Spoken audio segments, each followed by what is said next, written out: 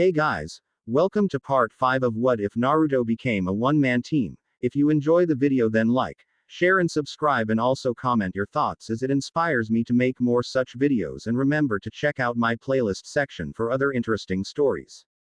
So let's get started. Chapter 14. Preliminary Matches. Sasuke smirked as Yoroi rushed him. Easy win. He struck out at the other genin, but his strike was pushed to the side as Yoroi grabbed onto his shirt and a blue glow surrounded his hand. Sasuke immediately panicked as he felt chakra being drawn out of him. He could already feel his strength ebbing and quickly pushed the other boy off him as he staggered backwards. Yoroi didn't give him a chance to recover though and was back on him in a second. Unfortunately for the Uchiha, he was reflexive on his taijutsu and tried for a takedown. His choice of moves proved too hazardous though as Yoroi casually turned his hand and once again grabbed Sasuke's chest. Up in the balcony, Sakura was being restrained by Kakashi as she yelled down at the boy attacking her love. She threw every insult she knew at him and demanded he let go of her Sasuke-kun, even going so far as to promising that her mother would get the village council to execute him if he didn't give up. The other genin just shook their heads at her while the Jonin and Hokage either rolled their eyes or tried to not look completely embarrassed.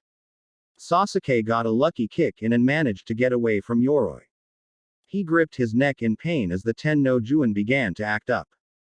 Deciding he had to end this match quickly, lest he sensei completely take away his new power, he looked to the balconies for inspiration. First he looked to Naruto, but the boy had given him absolutely nothing to work with during their little spar. Next he looked over to one of his other recent fights. Rock Lee. Smirking again, he faced his opponent and charged. Yoroi got ready to counter, but was unprepared when Sasuke dropped from his field of vision. By the time he figured out to look down, it was too late as he was launched into the air.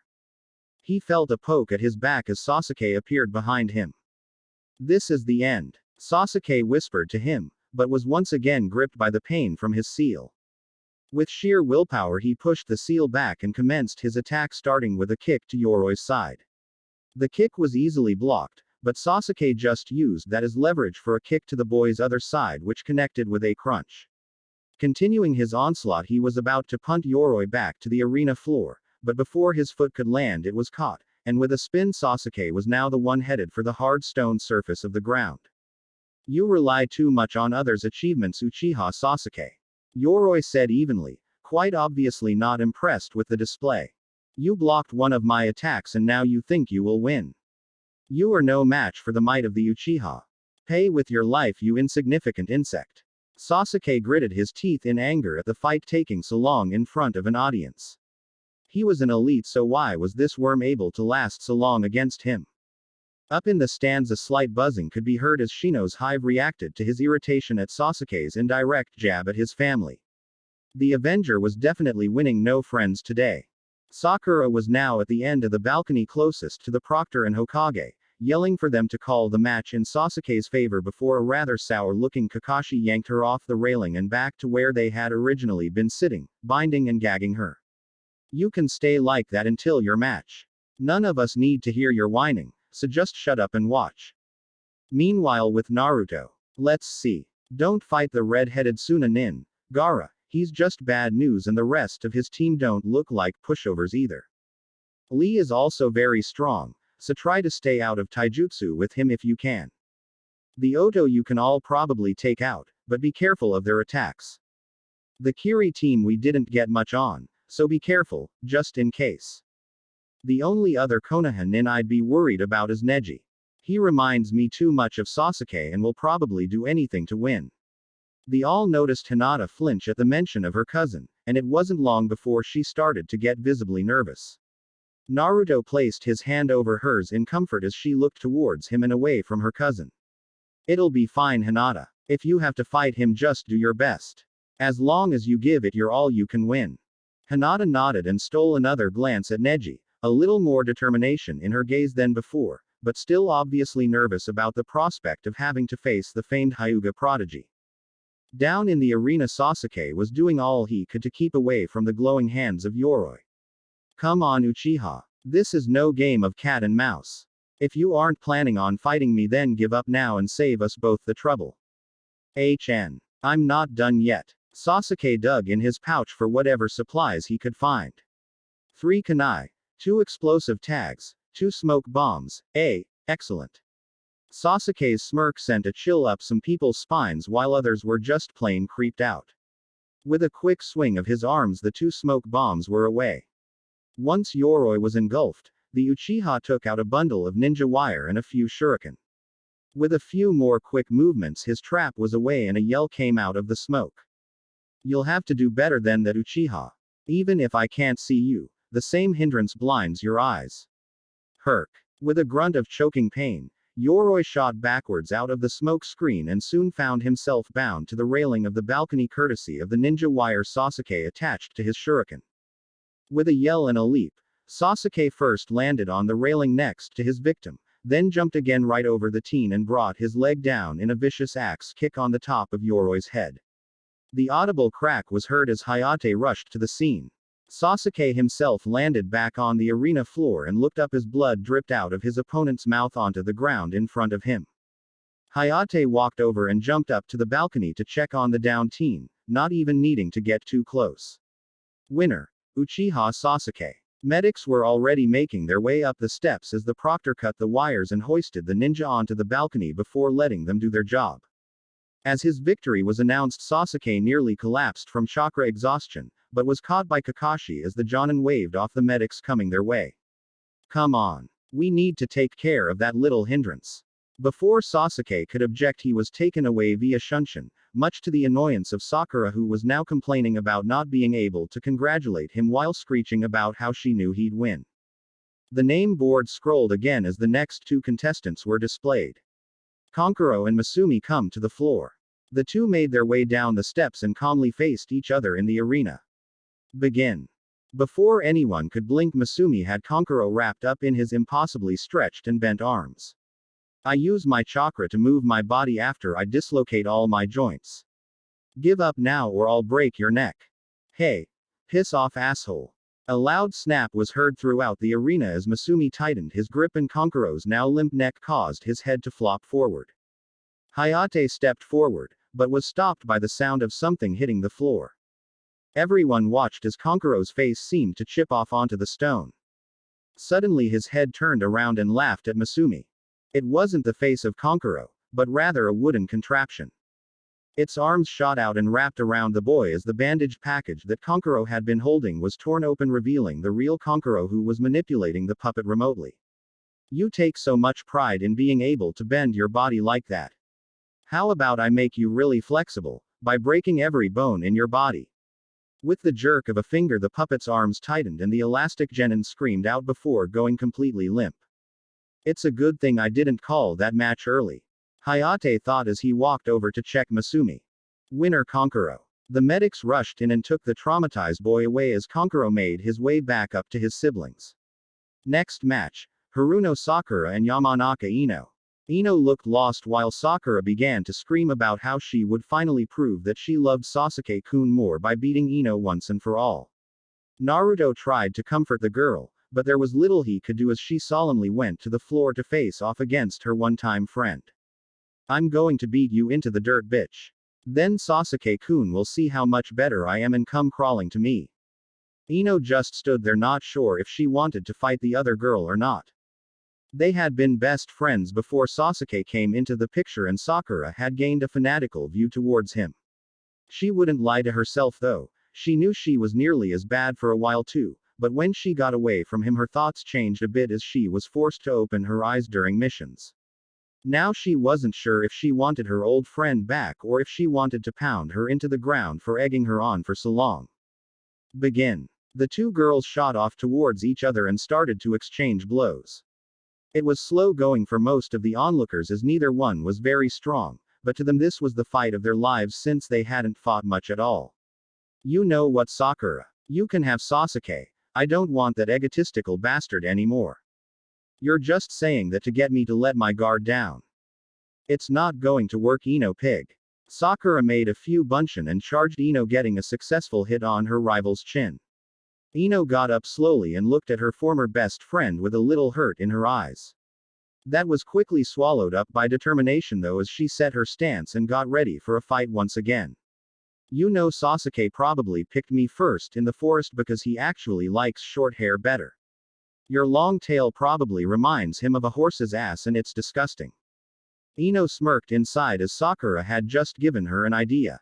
With a scream of rage she went into a typical Sasuke-kun rant, surprising a few people who knew what had happened in the forest, as she sliced off her hair and threw it across the arena floor, catching all of the Konoha ninja off guard as they knew just how much she pampered her hair to keep it looking nice for Sasuke. Even Naruto thought she had lost it. She then went into a stance for one of her family's jutsu. Shit. Don't do it, Ino, it's too risky. Shikamaru called out over the railing. Ino called out her jutsu, ignoring the yells from her teammates. Shintention no jutsu. She went limp as Sakura stopped moving, but half a minute later everyone heard laughter as Sakura lifted her head up. Sorry, Ino, but you just lost. She took out a kunai and charged forward but was forced to stop midway as her foot caught on something. Looking down she found her foot trapped in a yellow rope. Upon closer inspection she realized it was Ino's blonde hair. Come on now Sakura. You should know me better than that, but now that you've fallen into my trap. Shintention no jutsu. Once again both girls went limp, but this time when Sakura brought her head up it was a wicked smile that graced her face. Sorry, Sakura. Ino had successfully completed her jutsu and taken over the other girl's body. She slowly raised her hand. Proctor IGIV. Come on Sakura, don't give up. What would Sasuke think of you, you stupid weak bitch? To everyone's surprise Kiba was the one to yell out. While he didn't particularly like the girl it was obvious that her blonde opponent was getting close to Naruto, so anything he could do to get in the boy's head was a boon to him. He was more than willing to cheer on every opponent his friends went up against just to watch his face fall. Ino, in Sakura's body, turned and scowled at the boy, but surprise soon showed on her face as well as she grabbed her head in what seemed to be pain. Up in the stands Naruto teased, knowing that this could happen. He'd read all about the Yamanaka abilities from some of the scrolls he'd scavenged. One of its major weaknesses was the user's willpower against that of the victim, and with Ino's little problem in the forest with the Uchiha, her own mind was already in turmoil. Sakura on the other hand was only physically tired it seemed, and would soon be breaking the bond. True to his thoughts, Sakura's body let out one last painful yell before both bodies fell on their asses breathing hard. What? The hell? Are you? Ino asked, looking a little afraid that her best jutsu hadn't worked after all. Sakura just stalked over to her, cackling maniacally. When she got about halfway to Ino she suddenly flew at the girl as she started yelling. You little bitch. This is why Sasuke-kun chose you second. Even your mind is weak. Honestly, the thought that someone like you would even think of being a ninja, let alone actually try. Don't worry though, once I beat you into submission I'll let you get Sasuke-kun ready for me and you can help us make lots of babies. Maybe after I get pregnant I'll let him have you too and we can take turns beating you and using you until you get pregnant too. Ino was now backing up to the wall, suddenly afraid of the look in the pink-haired girl's eyes. It was the look of someone who had lost themselves to madness, and it was those types of people that the Yamanaka were taught to fear since their minds we considered dangerous to even enter at all. In seconds it didn't matter anymore though, as Sakura was on top of Ino, pummeling her with all she had, even going so far as to grab her by what was left of her hair and slam her face into the stone wall. It was clearly one-sided and Hayate stepped in. Winner Sakura. He called it out again in case she didn't hear, but she just kept up her beating. She only stopped when a leg shot out and flung her back to the center of the arena. Sakura looked up from the floor with bloodlust in her eyes at who would dare interrupt her fun. She ended up staring right into the hateful eyes of Kin as she was picking up a barely conscious Ino. Put her down. This fight isn't over yet. Sakura, do you plan on killing her? Naruto yelled back as he landed beside the two other girls. No. I plan on making her my bitch, so give her back to me, she's mine now. You disgust me. Leave before I decide you deserve some severe punishment. Kin narrowed her eyes at Sakura, but she ignored them and screamed as she ran at them. She was stopped once again as Asuma appeared holding her arm. If you continue to attack my student after you've already won, I will escort you to the interrogation cells personally. Just like Naruto and Kin, Asuma's eyes were cold and hard as he glared at her. Now get back up to your team before you embarrass Konoha anymore. It will be decided later if you're to go on to the finals after that stunt you pulled. He forced her arm in the direction he wanted her to go and she reluctantly took the lead as he followed her to the stairs. As she passed Naruto, Kin and Ino, she sneered at them. She will be my bitch one way or another. Remember, my mother is on the council, and Sasuke-kun wants her. Sasuke-kun gets what he wants. She told them dangerously, making Ino instinctively try to wiggle further into Naruto, who had taken her from Kin.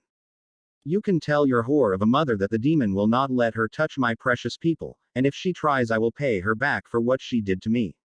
Sakura looked angry and a little confused but was denied a retort when Asuma pushed her forward roughly to let Naruto pass Ino to the medics.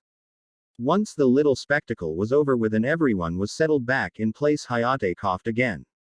Next match will be Aburame Shino of Konoha and Zaku of Oto. Please come to the arena floor.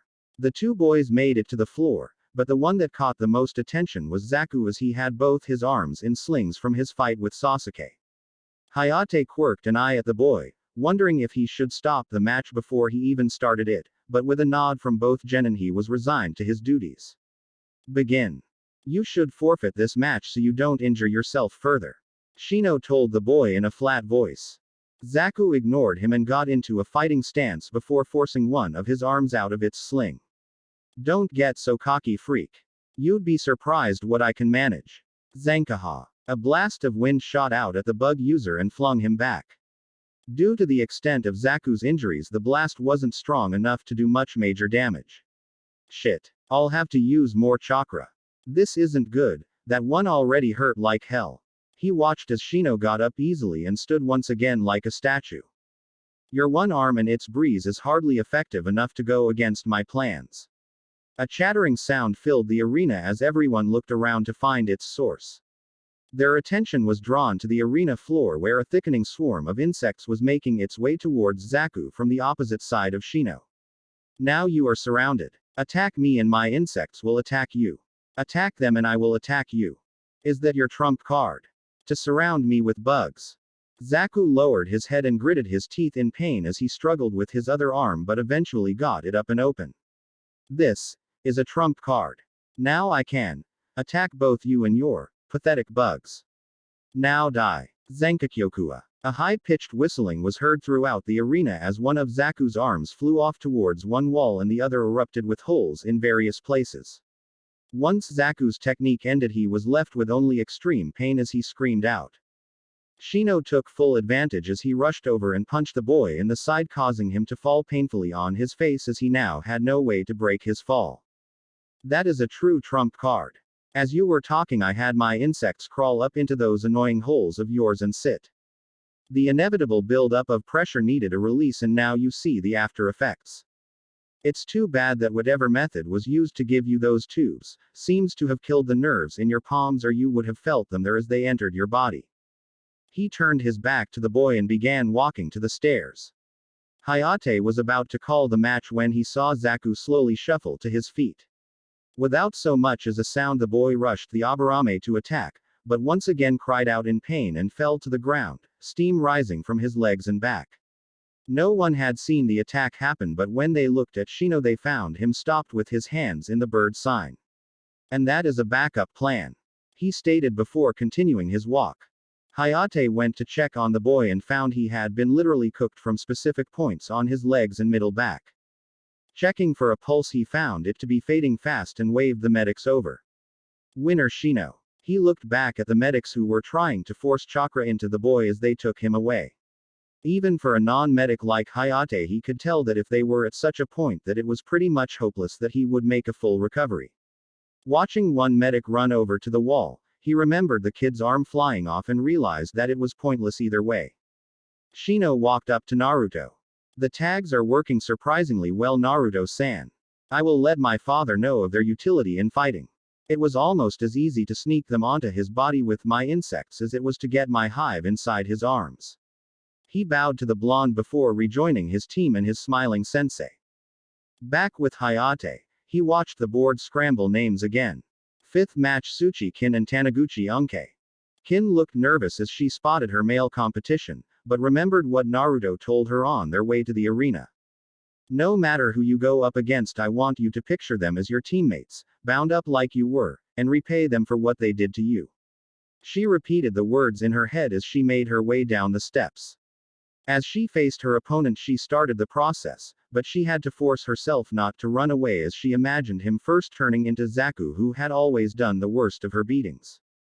Begin. The Kiri-nin didn't even bother to go into a defensive stance as he grinned at the girl. She was obviously afraid of him, and that he would easily use to his advantage. Why, little girl, you're shivering an awful lot. It isn't that cold in here, so it must be fear. He laughed as she flinched at the last word and started to slowly walk toward her, making her pace backward. Kin hit the wall and Unkei slammed his palms on either side of her head. I would let you give up, but I want to have some fun. Try not to pass out too quick. His ear-to-ear grin was broken when Kin's face gained its own evil grin as her knee met his groin and he fell over with a painful crunch as every male in the room flinched. No one is allowed to touch me but Naruto-sama anymore. Keep your filthy hands to yourself. Heads snapped between the fight and the young blonde who was now mid-face palm. Why you bitch? Unkei coughed out right before he threw up on the arena floor. Kin ignored the comment and pulled out a senbon and jammed it into the back of the Kiri-nin's neck, clearly showing that she was no stranger to death on the battlefield. The man's teammates started yelling at her for going overboard, but she just looked up to them with a bored face. If he wasn't ready to die, then he should have given up at the start.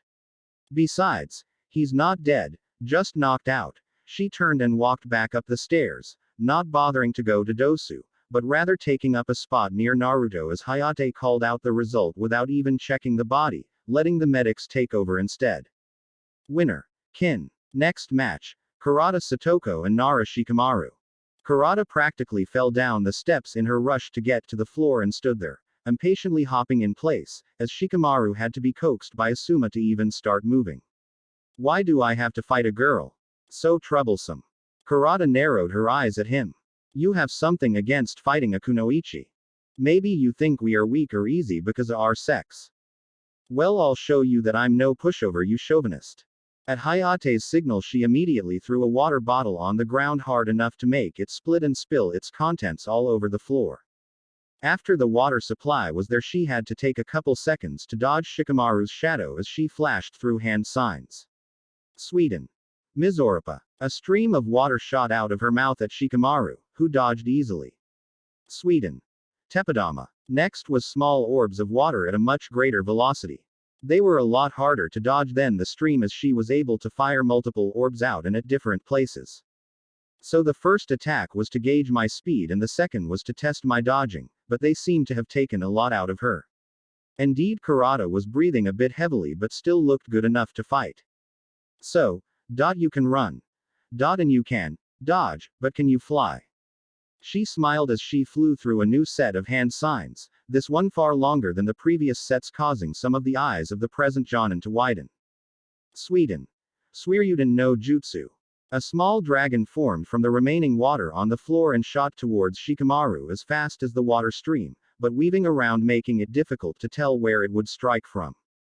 As the dragon bore down on the Nara, everyone looked on to see him down on one knee forming a strange hand sign. The water dragon was about to crash into him when it suddenly dissipated into nothing but a harmless sheet of water, having about as much effect as throwing a bucket of the fluid on the boy. Shikamaru stood up and stretched. Ah, Kajimane no Jutsu success. Kurata tried to move, but found that there was a force keeping her in place. She looked down to see that his shadow was stretched out towards her and didn't have to look to see exactly where it was leading to. So you have me trapped. Now what? Well, we could wait around until one of us is too tired to move, but since I'm the one using chakra at the moment, that would undoubtedly be me, so how about instead we do this? He reached into his spare pouch and grabbed a kunai. Kurata mirrored his movement, but due to not having a pouch on the same side as he did, she came up empty-handed. Now either you can give up now, or we can see how many holes it takes for you to give up later. To emphasize his point, he threw a kunai and scraped her arm, causing her to yelp in pain, but she was still rooted to the spot. Knowing there was little hope of getting out of this due to being very low on chakra from her 3 jutsu, it didn't take long for her to come to the only conclusion she could. Proctor. I forfeit. She hadn't seen too many ninja her rank that were able to escape her 3 attacks, let alone nullify her main attack. If he was able to do that and still be free to injure her without her being able to retaliate, then there was no hope of her continuing the fight at this point. Winner Shikamaru. The Nara just released his jutsu and walked back to the balcony and just laid down on the floor and fell asleep. Match 7. Uzumaki Naruto against Inuzuka Kiba. Naruto simply hopped the railing while Kiba let his intentions known first. Yeah, Akamaru. We finally get to show the dead last just where he belongs without all his bitches getting in the way. Don't worry, Hinata. I'll show you just how worthless your boyfriend really is. Akamaru barked in response as they landed on the arena floor and strutted over to their waiting opponent and Hayate. Ready to lose, Dobi? Kiba. I feel bad for you, so I will give you a choice. What would you like to be beat with? Ninjutsu, Genjutsu, Taijutsu, Kenjutsu, or Fuinjutsu? The statement sent a wave of risen eyebrows around the arena. He couldn't really be that arrogant, could he? Ha, you sound cocky, baka. How about you use Taijutsu? Then we can see who can beat each other to a pulp first. Kiba got a sneaky grin on his face and got into his family's stance, but was confused when Naruto matched his moves. What do you think you're doing, Dobi? This is the Inuzuka-style taijutsu.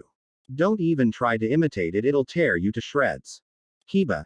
Next time your family takes out the trash, tell them to check that there aren't any scrolls in. Family techniques are very, very valuable from what I understand after all. In a rare moment of intelligence, Kiba was able to figure out what Naruto meant. You bastard. You stole our jutsu. I'll kill you. Without waiting for Hayate to begin the match, Kiba began his attack. Suga. The spinning vortex that was Kiba launched at Naruto, who simply switched stances and sidestepped the attack. Ha, I knew you were bluffing. You couldn't even take a Suga without being scared enough to have to dodge. Wrong, mutt. While I do know your style, I also know that I'm no Inuzuka.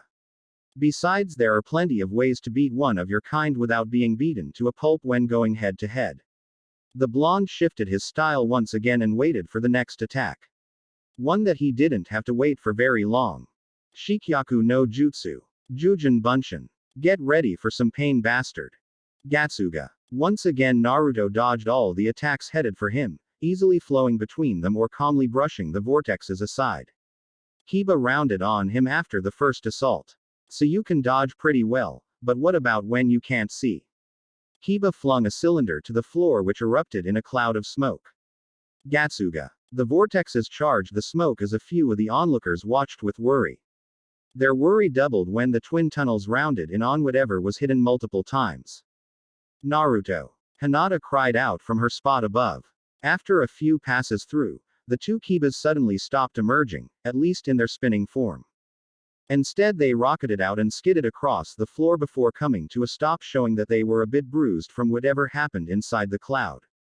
As they struggled to get back up, the cloud cleared up a bit, showing a lone figure sitting in Caesar with its eyes closed. For those who had never seen him meditate, it was strange and slightly unnerving to see the former hyperactive ninja from the academy in such a calm and relaxed state. Even Kiba stared for a minute when he saw it, but immediately went on the offensive. Both Kibas renewed their assault on the seemingly unsuspecting genin and were dealt with accordingly as both of their haymakers were blocked and redirected to the sides. The same happened with each successive strike, but as they got faster and more complex, Naruto was no longer in Caesar, but also not on his feet. Instead he was spinning on his knees, hands and back as he blocked and turned every strike sent his way. The onlookers couldn't tell what exactly the style was, but it was obviously a very strong defensive one. Not a single strike landed as Kiba and Akamaru shot around him in an effort to find an opening. Kiba was quickly running out of stamina while Naruto had hardly moved a foot. Get up and fight me like a man, asshole. Naruto opened his eyes and stared at Kiba. The eyes he showed were hard and calculating, putting Kiba and Akamaru on edge and ready for anything. As Naruto stood, he sighed. I was hoping to get a little exercise out of this, but, very well. He took a new stance, causing even Guy to wonder just how many forms the boy knew. With his arms bent out in front of him and fists to either side of his head, Naruto stood with his reed leg slightly bent and the ball of his front foot barely bouncing off the floor. I'll be honest, I haven't had much practice with this one, but let's see how well it works. Up in the stands, Guy was trying to figure out the form. It was familiar but modified, that much he could tell. He took in the main aspects of it before it slowly dawned on him. Muay Thai, he whispered, astonished. Kakashi turned to him with his visible eyebrow in the air. Where would he have learned something like that? I didn't know anyone here even knew it. No one I know of does. I own a book about it and I have seen a couple others, but I've never seen it used. It relies mainly on offense and uses the elbows and knees as well as the hands and feet for more or less clubbing the opponent into submission, but for a genin to use it is extremely dangerous. Not only to his opponent, but also to Naruto himself. If his bones can't take the stress, he could just as easily hurt himself. I have to find out who the mad sensei is that thought they should teach him such a thing. Guy, Naruto doesn't have a sensei. Everything you see from him is self-taught. Kurenai informed him. Guy took a step back in surprise. Impossible. You are about to see just how possible the impossible can be. Kakashi turned his attention back to the arena just in time to see the first strike land. Naruto started clearing the distance between himself and Kiba with a slightly dancing step, causing a little confusion as to what exactly he was doing. The dog boy's eyes followed his opponent's movements, trying to anticipate an attack, but the style was nothing he was familiar with, and so the first shot came as a complete shock. A sweeping leg fake from the left followed by an immediate hook punch from the right. Since Kiba's attention was turned towards the leg, he was caught completely unprepared for the hook, which sent him skidding across the ground. Though through partial luck there was a poof of smoke as the Kiba that was hit turned back into a dog. Akamaru. You'll pay for that. Kiba charged blindly at the blonde, rage completely taking him over at the attack on his companion. Down, boy. Naruto said, retaining his calmness as his leg shot out at the advancing ninja. With his eyes bulging from the quick, powerful strike, Kiba shot back the opposite direction he had been running. Like Akamaru, he skidded before coming to a halt and coughing up some blood. I suggest you stay on the ground and wait for the medics, otherwise you will just be even worse off when they get here. I can deal with a little pain till this match is over. I still have to knock your head off before that happens. Kiba swung a kunai out of his pouch along with another smoke bomb, which exploded at Naruto's feet as he ran forward. He circled around the cloud a little before darting inside in order to disorient his opponent a bit. Shortly after he disappeared, a cry of pain was heard along with the sound of tearing cloth, putting everyone on the edge of their seats. A few wanted to see blood spilling from the seemingly cocky blonde, while others hoped he was safe. They all held their breaths waiting for any sign of movement, but ended up having to wait until the smoke disappeared enough for them to see clearly. In the center of the arena stood Naruto, a deep gash across his chest that was bleeding over his shirt and down to his pants. Yet he was the only one standing as Kiba lay face down on the ground with no visible sign of how he had fallen to his opponent. There were no new markings on him suggesting anything had hit him at all, but it was obvious that he took the most damage as there was no movement whatsoever from him. Winner Naruto, said an equally confused Proctor as the medics rushed in to pick up the Inuzuka and attempt to tend to Naruto, who just waved them off and headed for the stairs. Hinata rushed down to meet him along with Haku and were applying a few ointments when the medics carried Kiba by. He waved for them to hold on a minute and they stopped the stretcher. Hinata. Listen, if you are up against Gaara, or Neji, forfeit immediately. They are too strong for you. He flinched when the girl narrowed her eyes at him. Kiba-san, I am not the little girl you knew in the academy. I am a lot stronger thanks to Naruto-kun. You don't need to worry about me, and I would prefer you do not do so again. Leave me alone so I can be happy. It was a little harsh for her normal demeanor, but she was beginning to get far too tired of his actions to care. Not one to be tossed aside so easily, Kiba grabbed her arm and pulled her towards the stretcher, causing her to fall over him and into what would have been a kiss had Hinata's reactions been as slow as they once were. Instead, she was able to grab one of the rods and stop herself. Kiba tried to raise himself up to finish what he started but was stopped when a sharp object struck his throat. Following the gleaming metal, he was met with Naruto's none too happy face. I warned you, Kiba, and though I cannot do any more here, rest assured that this is your last warning on this matter. If you offend anyone else in my presence or try to assault anyone I care about, you will wish you were never born. As it is, I will be taking this up with your clan head and let her deal with this infraction. I don't think I need to tell you what she might have in store for you." He watched in satisfaction as Kiba paled and fear filled his eyes. Withdrawing his ninja to, he waved the medics on, more than tired about having to deal with the boy over and over again. "Let's go, we're interrupting the matches."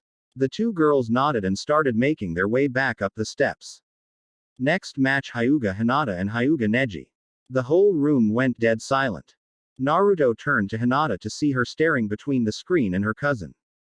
Neji on the other hand kept his composure and walked right past them without even looking at her, as if she wasn't worth his time. When he got to the proctor, he sneered as he informed the man of Hinata's position, as he obviously wasn't up to date on current events. "Proctor, she is no longer a Hyuga. She gave up that name the day she decided to associate with that boy." They could hear the venom in his voice as Hinata lowered her eyes to the ground.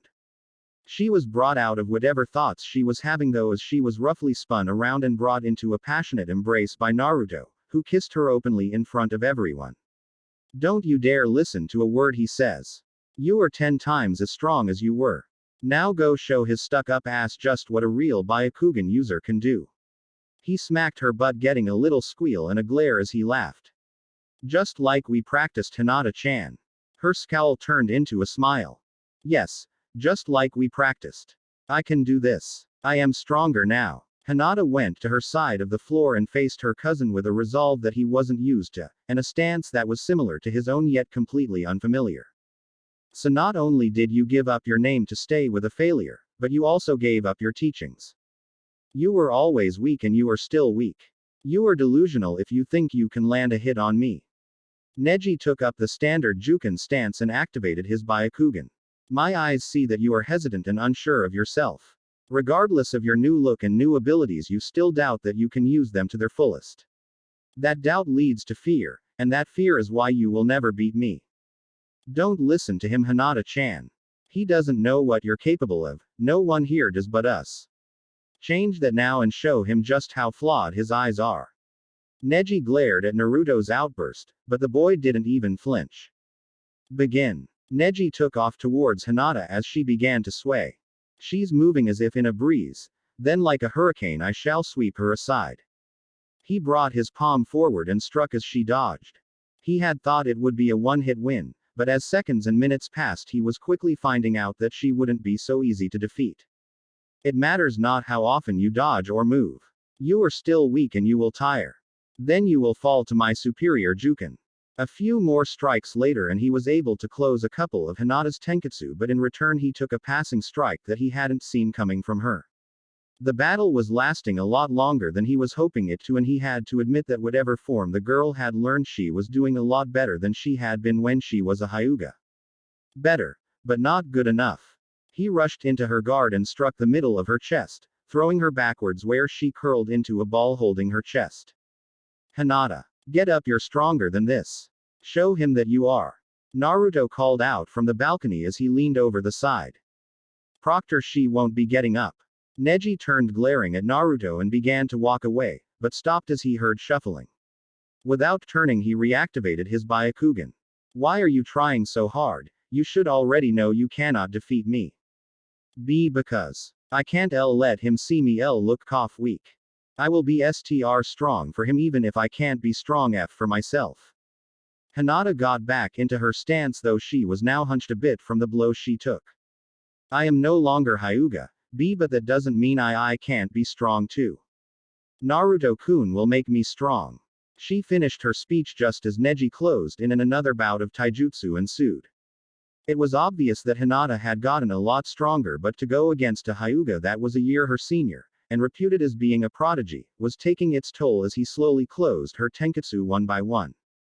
Not that she was lounging around the whole time. She was able to get a few hits in herself with her new style, surprising not only Neji, but most of the people that knew her. A few of his tenketsu on his left arm were closed and one on his right leg, but unfortunately nothing that he couldn't deal with. "You are weak, and you always will be weak. That is what fate has foretold for you, and that is what shall be. We all have things about ourselves we cannot change, and me defeating you is one of those things. Once again he landed an open palm strike to her chest and she flew backwards, landing hard on the stone floor. In return he got a heel strike to his thigh, causing him to stumble a bit afterward. That is twice I have attacked your heart. It would be foolish to resume. He grunted out a bit, trying to play off the pain that briefly flared up in his leg. Winner Neji. Asterisk cough cough Neji N. Neeson. Why you want to change your fate s so bad? D don't you? Why you are like this T to protect why your heart from the pain you feel. You hate the M main branch so much, but there is nothing you think you see can cough do about it. Neji's Byakugan deepened as she spoke. Why you are trapped and you see can't run away from it. Are you jealous of me because I got awa away? Cough. As they looked on, the ninja watching the fight could see in her eyes the pity she felt for the Hyuga boy. That was enough for Neji as his rage flared and he sprinted towards Hinata. Shit. Was the unanimous thought of the Jonin who rushed in to stop the boy. None though were fast enough as Neji's hit connected, with an already sliced open chest. A large gout of blood hit the floor as Naruto vomited from the blow, but he looked up at Neji with red eyes. If you lay one more finger on Hinata-chan, I will kill you where you stand. As if a dead last like you could touch a Hyuga. Now, step aside before you get your dirty blood on my clothing. Truthfully Neji was frightened by the boy's sudden movement, but his rage towards Hinata was far too great as he stepped forward. Hyuga Neji, you will stop your advance immediately or we will stop it for you. Neji turned to see the small group of Jonin and the proctor standing around him. So this is the type of protection the main house gets then. I suppose none of you got the message either. Hinata is no longer a Hyuga and no longer holds the protections of such prestige. Now back away so I can take care of this stain on our name. He turned back towards Hinata and Naruto with his eyes activated once again, but found he couldn't move as each of the Jonin stopped him in some way. This has nothing to do with the Hyuga, Neji. She is a fellow Konoha ninja and as such you will not pursue such actions in front of us or at all for that matter. If you have a discrepancy you can take it up with her after she has healed and you will do so in a civil manner. Kurenai wanted to hurt the boy terribly for what he did to her student, but knew that such an action would not be allowed. She prayed though that the boy was arrogant enough to try to attack them. Her hopes were dashed aside though when Neji deactivated his bloodline and turned, but he spoke once more before leaving. Know that I will take your relationship with Hinata into account when we fight Uzumaki. You will not win against me, if you even make it far enough to face me. Don't worry you stuck up piece of shit. I'll not just make it far enough to beat you, but I'll make sure that by the time our match is over there will be Hyuga all over the stadium. Naruto just glared at Neji's back, trying to control his breathing as the boy walked away slowly, trying to hide the limp in his gait from the pain Hinata inflicted on him. Hinata. Kurenai luckily was a bit calmer and when she saw her student start to fall she rushed past Naruto and caught her. Shit, she doesn't look good. Where the hell are the medics? Two men in white coats came rushing up with a stretcher and pulled Hinata onto it, apologizing as they took her away. Naruto caught Kurenai's wrist and spun her around as she went to head back to the balcony. Wah. Kurenai-san. Go with them please. I don't like to leave her alone. Especially with people that could be influenced by the Hyuga. Then why don't you go yourself Naruto? Boyfriend or not they wouldn't let me in with her if they are planning something, but her Jonin-sensei they can't stop. Kurenai nodded at that. What about Harem? I'll make sure she doesn't get hurt, and I'll let you know afterward what happens either way. She nodded again. Make sure she doesn't die. Hi. With that they parted ways as the cleaning crew finished wiping up the floor. Naruto made it to the top of the stairs before collapsing. They had completely forgotten about his injuries, but he would be alright. He couldn't feel anything too out of place, and what he could feel was healing quickly. Even so, Haku was soon doting on him like a worried mother, applying creams and ointments wherever they were needed most. I guess Hinata and me are even now. Naruto looked up at her confused. You've saved both of our lives once now, so we're even. Naruto chuckled at her as he slid over to the wall and leaned against it. You're both equal to me, and you always will be. He pushed himself up a little as he pressed his lips to hers, not caring who saw them. Tenten Harusada of Konoha and Tamari of Suna, come down please. Both girls were the picture of true kunoichi as they wasted no movement while they got into place on the arena floor. They both stood relaxed as if they had no cares in the world. Begin. No words were exchanged as Tenten immediately jumped back and ran a wide arc around the Suna kunoichi before taking out a few kunai and throwing them at the older girl. To the surprise of her teammates and herself, she completely missed. Impossible. Sorry girlie, but you won't hit me with aim like that. Tenten just huffed and began tossing more weapons at Tamari. All of them got deflected, and at the end of the metal rain, Tenten was left staring Tamari, whose fan was now open partway. This is the first moon. There are 2 more. When you see all 3, this match will be over.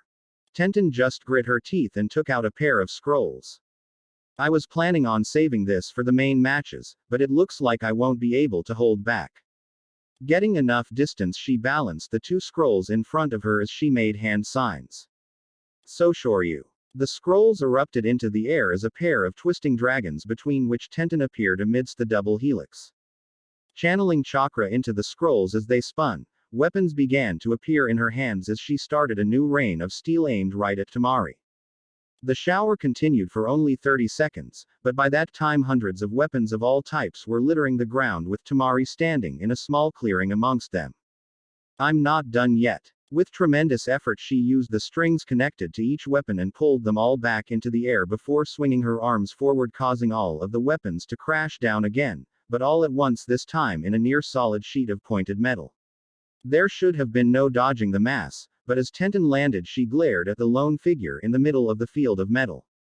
Tamari just smirked as she stood with the second moon of her fan showing. Shall we end this little game? Twirling her fan in front of her, Tamari vanished into thin air. Tenten looked around frantically until a shadow overlapped her. Shit. She looked up into the air to see Tamari grinning down at her from on top of her fan. She was surprised that she hadn't attacked when she had the chance, but it seemed that wasn't her plan. Instead, Tamari landed right back where she started, still with the same grin on her face while the fan was completely unfolded, showing all 3 moons. Kamedachi no Jutsu. In the small arena, the attack rounded on itself, and soon Tenten was lifted into the air in a small whirlwind that began cutting into her clothing. The larger problem wasn't the chakra-laced wind though, but rather the vacuum inside the cone. With the lack of air, she was quickly rendered helpless before Tamari released the jutsu, causing the kunoichi to fall toward the ground. Tamari wasn't satisfied with that though, as she held her fan to the side and caught Tenten on the end of her iron fan, the not so soft landing causing Tenten to cough up blood before she passed out. Still not satisfied, Tamari threw Tenten out towards her own weapons, intending to impale the girl upon her own horde. Luckily, the girl's teammate was able to jump down in time to save her from an even more painful landing. Is that any way to treat someone who tried their best?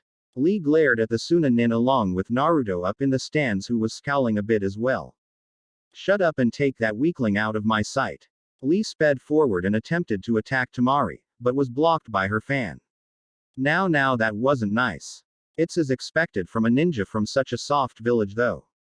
Lee, calm down. The green spandex-clad Jonin sensei of the boy landed behind his student. Quote. Hi guy sensei. Tamari, stop messing around with that idiot and his guardian. Gaara's cold voice came from above. Winner Tamari. There was a small intermission as the weapons were cleared from the floor and, thanks to Naruto, resealed into a couple scrolls. Momochi Haku and Mogami Harem come to the floor. It was almost as unsettling as when Ino and Sakura had been called, but fewer knew these 2 were friends. True, they hadn't known each other that long, but over the weeks they spent training they had grown close along with Hinata. It was a bit uncomfortable to watch them walk down to the floor, but they knew what had to be done. Amagawa, please. Haku looked at Hayate. Pardon. It's Amagawa Haku. If I'm going to be facing a friend, I'm going to do it under my real name. Not a borrowed one. Very well. Amagawa Haku and Mogami Harem, begin. I forfeit. Wah. Haku was stunned. Harem-chan. No, you can't just give up. You want to be a chunin, don't you? You always talk about it. Hi. I do want to become one. More than anything, but we both know I can't beat you. I'm not experienced enough yet. Besides, it would be better to keep your abilities a secret for the finals. If it's you, I can pass this time, but you have to promise me you'll kick some ass in the finals. Also, there is something else I need you to do for me, but we'll talk about that later. Haku was touched that her friend would give up her dream just like that so she would have a better chance to move forward. She rushed over and hugged the girl with tears in her eyes. Thank you, Harem-chan. I won't forget this. She wiped her eyes and they went back to the balcony hand in hand, ignoring the scoffs at their sickeningly sweet display. Cough. Winner Haku. Next match, Sabaku no Gara and Rock Lee. As the two made their way off the floor, Haku and Harem met up with Naruto as he turned to them. Listen, you two. First, thank you, Harem, for giving Haku such an advantage. Now, I need you both to watch the next fights and fill me in later. I need to go see Hinata. I'm worried about her and I'm sure Kurenai will want to talk to you, Harem. Harem looked a little unsure about the situation as she suddenly found the ground very interesting. She's going to be so pissed at me for giving up. No, I think she'll be proud of you for thinking of a comrade over yourself. You did well, Harem-chan. Thank you, Naruto-san. Now go. I'm sure Hinata-chan is waiting for you to see her. Naruto nodded and sped off. So what was the other thing you wanted, Harem-chan? Haku asked, then got even more curious as the girl got a deep blush. Something she never thought she'd see on the tomboy's face. Harem gulped and leaned into Haku's ear, whispering so only they could hear. Haku's head shot up and stared into her friend's eyes. No way, really. When Harem nodded, Haku smiled devilishly. Leave it to me. They both shifted their eyes across the balcony to a specific teen leaning against the wall further down the room. Naruto had been sitting in the hospital room for an hour. It was lucky that they put all the girls in the same room, though it took some convincing of the doctors to get the point across that he had no ill intentions towards anyone in the room. He was finally let in when Kurenai was coming out for a drink and told the doctors that the boy could go in, that she would take responsibility if anything bad happened. Naruto had told her that Harem forfeited and why, which, as he figured, she seemed rather happy about. She decided to come back after getting her drink since she no longer had a need to be in the arena with her team being finished, and Naruto would need to go back for the end. When the last match's winner was announced over the speaker system, Naruto made his way back to the arena, still concerned for the girls since neither had woken up yet.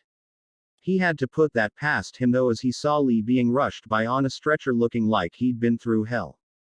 The only clue as to what happened were his arm and leg, which looked to be deformed, obviously broken, and the few pieces of stray sand on his clothes. He was followed shortly after by the Akamichi teen who simply looked dazed.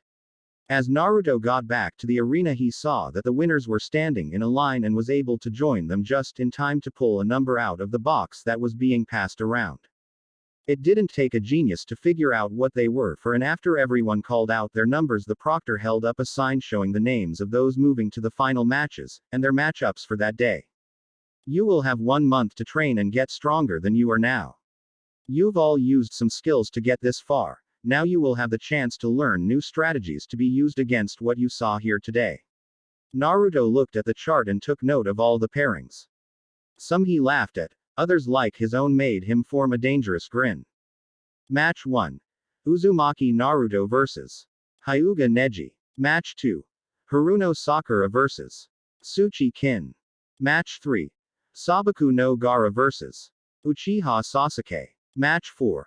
Aburame Shino vs. Konkuro. Match 5. Tamari vs. Nara Shikamaru. Match 6. Dosu vs. Amagawa Haku. As soon as they were finished, Naruto, with Haku, Kin and Harem hot on his heels, bolted for the infirmary. When they got there, Kurenai was talking softly with Ino while Hinata and Tenten slept in their nearby beds. The rest of the room was empty, so they quietly pulled some of the extra visitors' chairs around Ino and Kurenai, being as they were the only ones awake. The only one who differed was Naruto, who put his chair near Hinata and began to constantly check her for signs of danger. Naruto, she's fine. Let her rest in peace. I swear, you should be more worried about yourself. You took one of those strikes too, you know, and from what I can tell, no doctors have seen you yet. Not to mention that nasty gash you got. If you don't stop playing hero, you really will die someday. As long as I die protecting my precious people, I'll die happy. As soon as the words left his mouth, he was enveloped from behind by two arms. Don't say that, Naruto-kun. Don't ever say that. You can't die. You have to stay with me, and Haku-chan. Despite the pain it caused her, Hinata sobbed into his back. Promise me. Naruto slowly turned in her arms until he was facing her. Okay, Hinata-chan. Okay. You know I love you and I'm happy that you care about me, but you need your rest now. Promise me. Hinata screamed, nearly hysterical, catching everyone by surprise, even Naruto, whose head jerked from the unexpected outburst. I can't make that promise, Hinata. I will always sacrifice everything I can so that those precious to me can stay happy. But we won't be happy if you die. We'll be lonely, like before. Hinata slumped her head to his shoulder as she quietly sobbed. After a few minutes she was back asleep and Naruto gently laid her back in her bed and gave her a soft kiss. I promise, Hinata, that I will do everything I can to make you all happy and safe. If that means I have to die to keep you safe and come back to life to make you happy again, then so be it.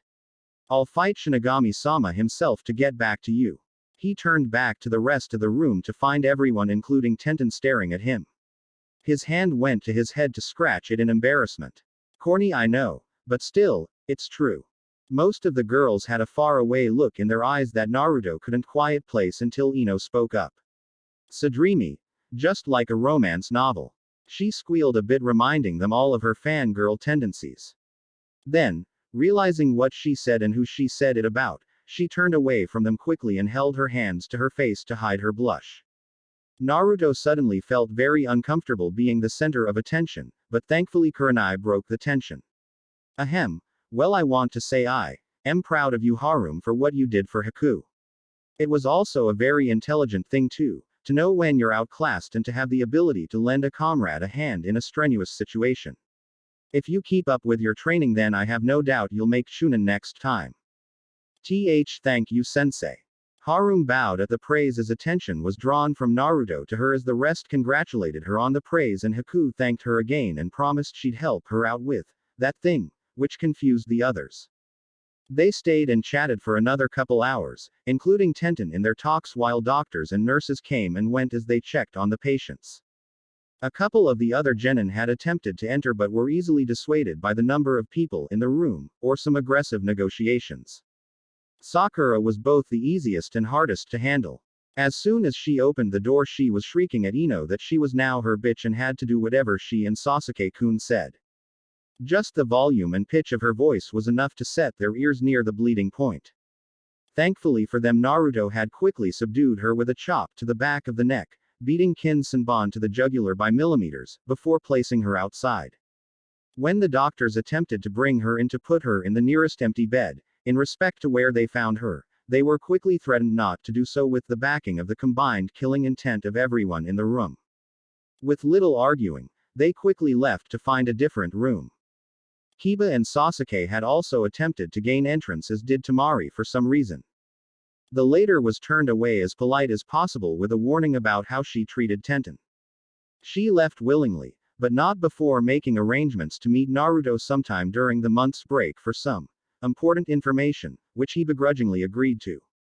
The only ones that were allowed to enter were Guy, to check on Tenten before rushing off to Konoha Hospital, where Lee was transferred to after getting literally crushed by Gaara, Shino, to top off teammate, and Asuma to check in on Ino. The latter left soon after seeing the girl was alright so he could check on Choji as well, who lost his fight to Dosu. After the last one of them got clearance to leave, Naruto picked up Hinata from her bed to carry her home as they left the forest together, stopping only once so Naruto could make a large number of clones for a personal mission that I do after every Chunin exam. Those that knew what he was up to just smiled and rolled their eyes, while those that didn't just let it be, since there were so many other topics that they'd rather find out about the boy over his habits. It took a lot less time to leave the forest than to enter, as they didn't have the need to be on the lookout for other teams, and with such a large group it was doubtful that any predator would try to attack them. At their top speed they were able to make it out of the forest in half a day, which put the time in the early morning hours when they made it back into the village. Once inside the walls, they split into their separate groups, with Kin asking to stay over at Naruto's since she didn't trust to stay with her team anymore. Naruto hesitantly agreed, causing a chain reaction. Ino decided it was too late to go to her house right now and risk waking her parents, and Tenten just joined in because his house was closer than her family's apartment. Harem also agreed when they pestered her to join them, figuring they could just make it a sleepover for the girls until Naruto pointed out that it was his house and he didn't intend to be kicked out of it. "Oh, that's okay, Naruto. We trust you not to take advantage of a bunch of young, innocent, nubile women like us," Ino said, teasingly seductive as she rubbed against his side and broke out laughing when his nose started bleeding, even though he looked rather uncomfortable about the situation. "Hey, Naruto-sama can take advantage of me. I don't mind." Naruto almost tripped and spilled Hinata on the ground. "Kin, how can you say that? You were possibly going to be raped yesterday and now you want to give yourself away like that to someone you just met?" Haku sputtered out. "Well, Naruto-sama is much kinder than anyone I ever met. Plus he's strong and hot and he thinks of others first. If there's a better guy to give myself to out there, then I haven't seen him, and I'm not about to spend my life looking for one either. We're ninja after all. We're not exactly in the profession with the longest life expectancy." They had to admit she had a point, but that didn't make it any easier for Naruto knowing that he would be sharing a roof with at least one, if not more, willing young ladies. Despite that, he was nearly dragging his feet at the simple thought of such actions. A reaction that no one really paid attention to as they continued to joke back and forth, save for Hinata and Haku, who were once again standing as sentries at his sides. Rounding the corner to the street his house was on, they saw the gates of the estate still intact, but, if the marks on the walls were any indication, someone had been trying to get in. They rushed to the gate and Naruto quickly unlocked and opened it. What they found looked almost like a battlefield, except instead of dead bodies there were merely sleeping ones. "Shit. Well, at least I know my traps work. Let's get inside quick so I can do an inventory and make sure they didn't get that far." When the door was opened, they went in cautiously and looked room to room, with Naruto taking the more sensitive areas, but nothing was disturbed. There were a few more bodies in the backyard, but they hadn't made it more than a few feet before the poisons in the traps took its toll and put them in a stasis sleep. From the looks of some of them, they had been attempting to get in for quite a while. "Well, you ladies get settled in. It looks like I have some issues to deal with. Main rules of the house are as follows. My room, the office and the jutsu library are off limits, as are Hinata-chan and Haku-chan's rooms unless they say otherwise. There are security measures in place for each of those areas, so don't try unless you enjoy a lot of pain. Also, don't try to jump the walls coming in or going out, or you'll end up like these bastards. The only safe way in is through the gate. Last but not least, no one, and I mean no one, enters the estate without my explicit approval. I don't care if it's the Hokage himself. If I'm not here, they don't get in. Haku and Hinata can fill in anything I missed, so other than that, have a nice night." Shutting the door behind him, Naruto left to deal with his little intruder problem, leaving the girls to their own devices. The rest of their night started with one simple phrase. "Geez, Haku and Hinata are so lucky." From their every detail they knew about the Naruto before graduation and the Naruto after was spread around to everyone as they tried to piece together exactly how strong the blonde really was. One thing they all ended up agreeing upon, though, was that he definitely hadn't shown his true level yet. Naruto, on the other hand, was busy with his clones, gathering the bodies around the yard into a pile in the front yard just inside the gate, where they were all tied up separately and apart from each other. All of their possessions were stripped as Naruto took them as the start of damages against his property. Amongst those he found were more of those Anbu look-alikes, but also some civilian villagers who had used ladders to try to get in, normal ninja who apparently thought it would be a good idea to try to sneak in, and one pedigree Uchiha. "Oh, the council is going to have a field day with this one." Naruto just grumbled and rolled his eyes as he tied up the last of his captives just as there was an insistent knock at the front gate. "Man, it's a good thing we got to that tower early and I got some sleep. Not to mention having an easy fight." His thoughts were broken when he saw who was there and he suddenly wished he was in bed. "Advisors. To what do I owe the pleasure?" He made no move to hide what was inside on his property, and indeed move a little just so they could get a clear view of his captives. Uzumaki Naruto, you are to accompany us to the council chambers at once to discuss your continuing career as a ninja of this village, but first you are to let all of these people go. Oh really? And what, may I ask, will we be discussing about? That is for a private discussion in the council chambers. Now hurry along before we decide you are ignoring our order. Naruto wanted to smack his head on the gate but refrained from doing so. May I see the summons from the Hokage, please? He watched with some amusement as the confusion crossed their faces. You do have a signed summons from Hokage-sama, do you not? No. Then I am afraid I will have to ask you to leave as I have important matters to attend to. He could see the seething hatred in their eyes, but he couldn't help stirring the wasp's nest a bit. Are you refusing a summons of the council boy? Homura snapped his fingers and 4 Anbu appeared at his side. Take him into custody for refusing the direct will of the council. Naruto glanced at each Anbu before they moved. Anbu-san. I suggest you think about what you're doing before you attempt to breach my estate. As you can see behind me, I already count a few of your number amongst my captives. Now for my demand. I want to see Ibiki, Anko and Hokage-sama here in no less than 1 hour. If you do not do this, I will take their punishment into my own hands as per my right as a ninja and landowner of Konoha, and I promise you the Uchiha will get prime treatment. He leveled his gaze with the advisors as the Anbu glanced between them, unsure of what to do, but left as instructed when Homura's hand waved them on. You will be sorry about this, boy. Making threats against those in power is far from the most intelligent thing to do. You are going to have a much more difficult time from here on out, and I hope you're prepared for that monster. Kaharu was practically snarling through the iron bars of the gate at him. Tell me, Udatane-san. That's Udatane-sama, brat. When you earn my respect, then I will show it. Now, why does the council want to summon me? HMPH. We will discuss that when we get to the council chambers and not a moment sooner, and if you do not come, we will decide your fate by ourselves. Well, if you don't inform me of why I'm being summoned, and you decide my fate, without me there and without doing so, then whatever you decide will be null and void without a written agreement from the Hokage. Unless you want to spend hours in that room arguing over something that has no purpose but to be shot down, then I suggest you tell me what it is you want. Naruto stood there calm as can be while the advisors glared at him. Naruto is correct, you know. The 3 turned as the Hokage landed in the street, flanked by the 4 Anbu from before plus 2 of his own. He narrowed his eyes at his advisors, causing them to back up a bit. I will also have you know that since this meeting involves a ninja of Konoha, that you were obligated to inform me before contacting the individual. Since you failed to do so, I could only assume that it had slipped your mind.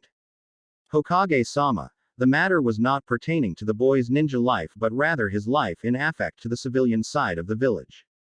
That does not matter. He is still a registered ninja and as such he falls under my jurisdiction. He wasn't yelling at them, but he also wasn't exactly calm. I am growing tired of these mishaps, and if they are not rectified soon, then there will be consequences. Is that understood? The 2 advisors pursed their lips but stayed silent, for now. Sarutobi took this as a sign that the matter was laid to rest for the time being and turned to Naruto behind the gate. He could see the pile of his ninja all tied up in neat rows inside the estate. That's quite the collection you have in there, Naruto. Would you mind telling me what you plan on doing with them? Well, since he pointed to the advisors, actually listened and brought you here, I guess I have to stick to my word and not interrogate them myself, and while I would love to have some alone time with Sasuke-tem, I think that would just give you more of a headache than you already have, so I'll turn them over to Ibiki and Anko. Assuming they told them to come as well. If not, then I'm afraid I can still void our deal, and play with them myself. His smile made the advisors uncomfortable and the Hokage wonder exactly what he had in mind. Well, if you don't mind, how about we take a look at who you've collected? I'd like to see which of my ninja decided to invite themselves onto your property. Sure, Gigi-san. Just be warned that some of them are a little ripe. They must have been trying to get in the whole time we were at the exam. And they didn't try to leave. It's a long-lasting stasis poison. They are basically in an induced coma until I give them the antidote. Worst case is they'll be a little disoriented at the loss of time, need a bath and probably some food. Other than that, they should be ready for some pins and bracelets. Naruto spoke casually as he unlocked the gate. Pins and bracelets. One of the advisors whispered to an Anbu. Torture and shackles. The man clarified. Opening the gate, he let Sarutobi in, but when the rest tried to follow, they found the bars back in place faster than they could stop it. Here now, boy. Let us in. Naruto turned and cocked an eyebrow. I don't recall inviting you inside.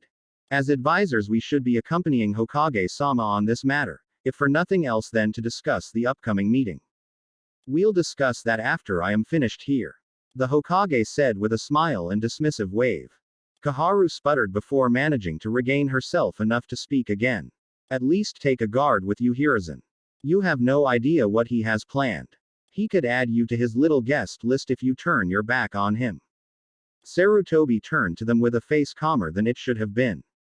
I trust Naruto-kun far more than you would ever know.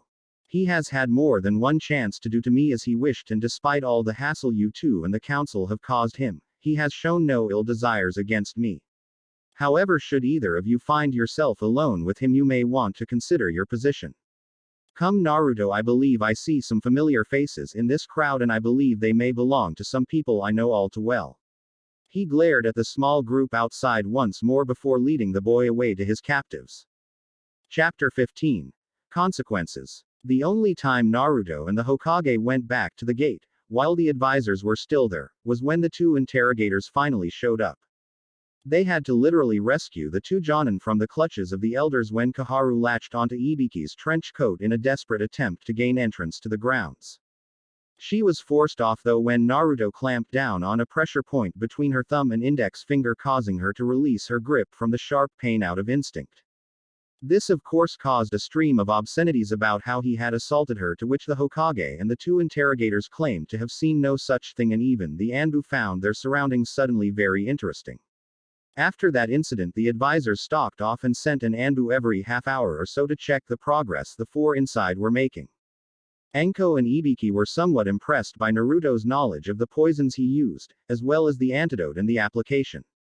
A simple Senbon tag with poison needles or a gas cloud was enough to take down the intruders, and each was made to activate after the previous tag had been set off. Thus he could set multiple trap tags right on top of each other, and only one would go off at a time. Granted, there were a set number of tags, but no one knew that but him. To anyone trying to assault the property, it would seem like the traps were repeatedly being set off, and insatiable. Hokage-sama, it would seem that there are quite a number of Danzo's troops here. We know them by the seal on their tongues, which none of our official Anbu have. Some of the others are guards to the council members that have been on extended missions for that purpose. All of the Haruno's guards seem to be here. There are also a few civilians as well as a couple ninja not affiliated with one person of power. Other than that, the only prominent person is the Uchiha. Ibiki reported his findings as he flipped through a clipboard of paperwork.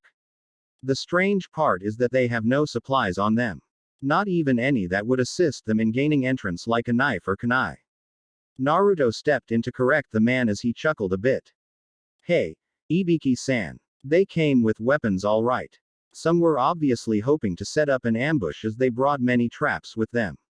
Others must have been hoping for a bit more. Fun, as they resupplied my pins a little. I stripped them of anything even remotely harmful. In fact, I think the only things I let them keep were the clothes on their backs and their ID cards. See. Hey, don't look at me like that. They were the ones that broke into my property. I know the council will push for no punishment, so I'm taking what I can get while my rights still hold. The three older ninja shared a look, but the Hokage shook his head. Okay, Naruto-kun. We're going to move all of them to some cells for now, as I'm sure you don't want them as lawn ornaments. I want you at the council room in 2 hours' time so we can deal with whatever mess the damn council wants to try to dig themselves out of this time. Sarutobi held his face. Just thinking about the headache he was going to have was already making one manifest. I don't see why you don't just get rid of them. There are civilians here that would be far better to have in that position. The blonde grumbled as he made some clones to help the other two move all the bodies out of the gate, making sure he and Sarutobi were right next to it in case someone decided to try to invite themselves inside. Ha. Oh, I would love to do just that. Unfortunately, they are all civilians that were elected by the civilians to be their side of the council, so there is little we could do. We've tried holding new elections, but every time we do it always ends up the same way. Quote. And you don't find that is in any way fishy. Hiruzen looked at the boy in confusion. Should I? I don't know about the voting process, but from what I hear in town, if the civilians aren't cursing me, they're cursing the council.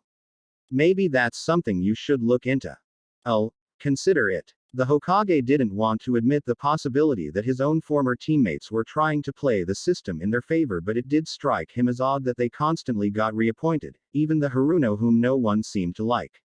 In fact, now that he thought about it, a lot of the civilian council didn't even like her, so why was she there?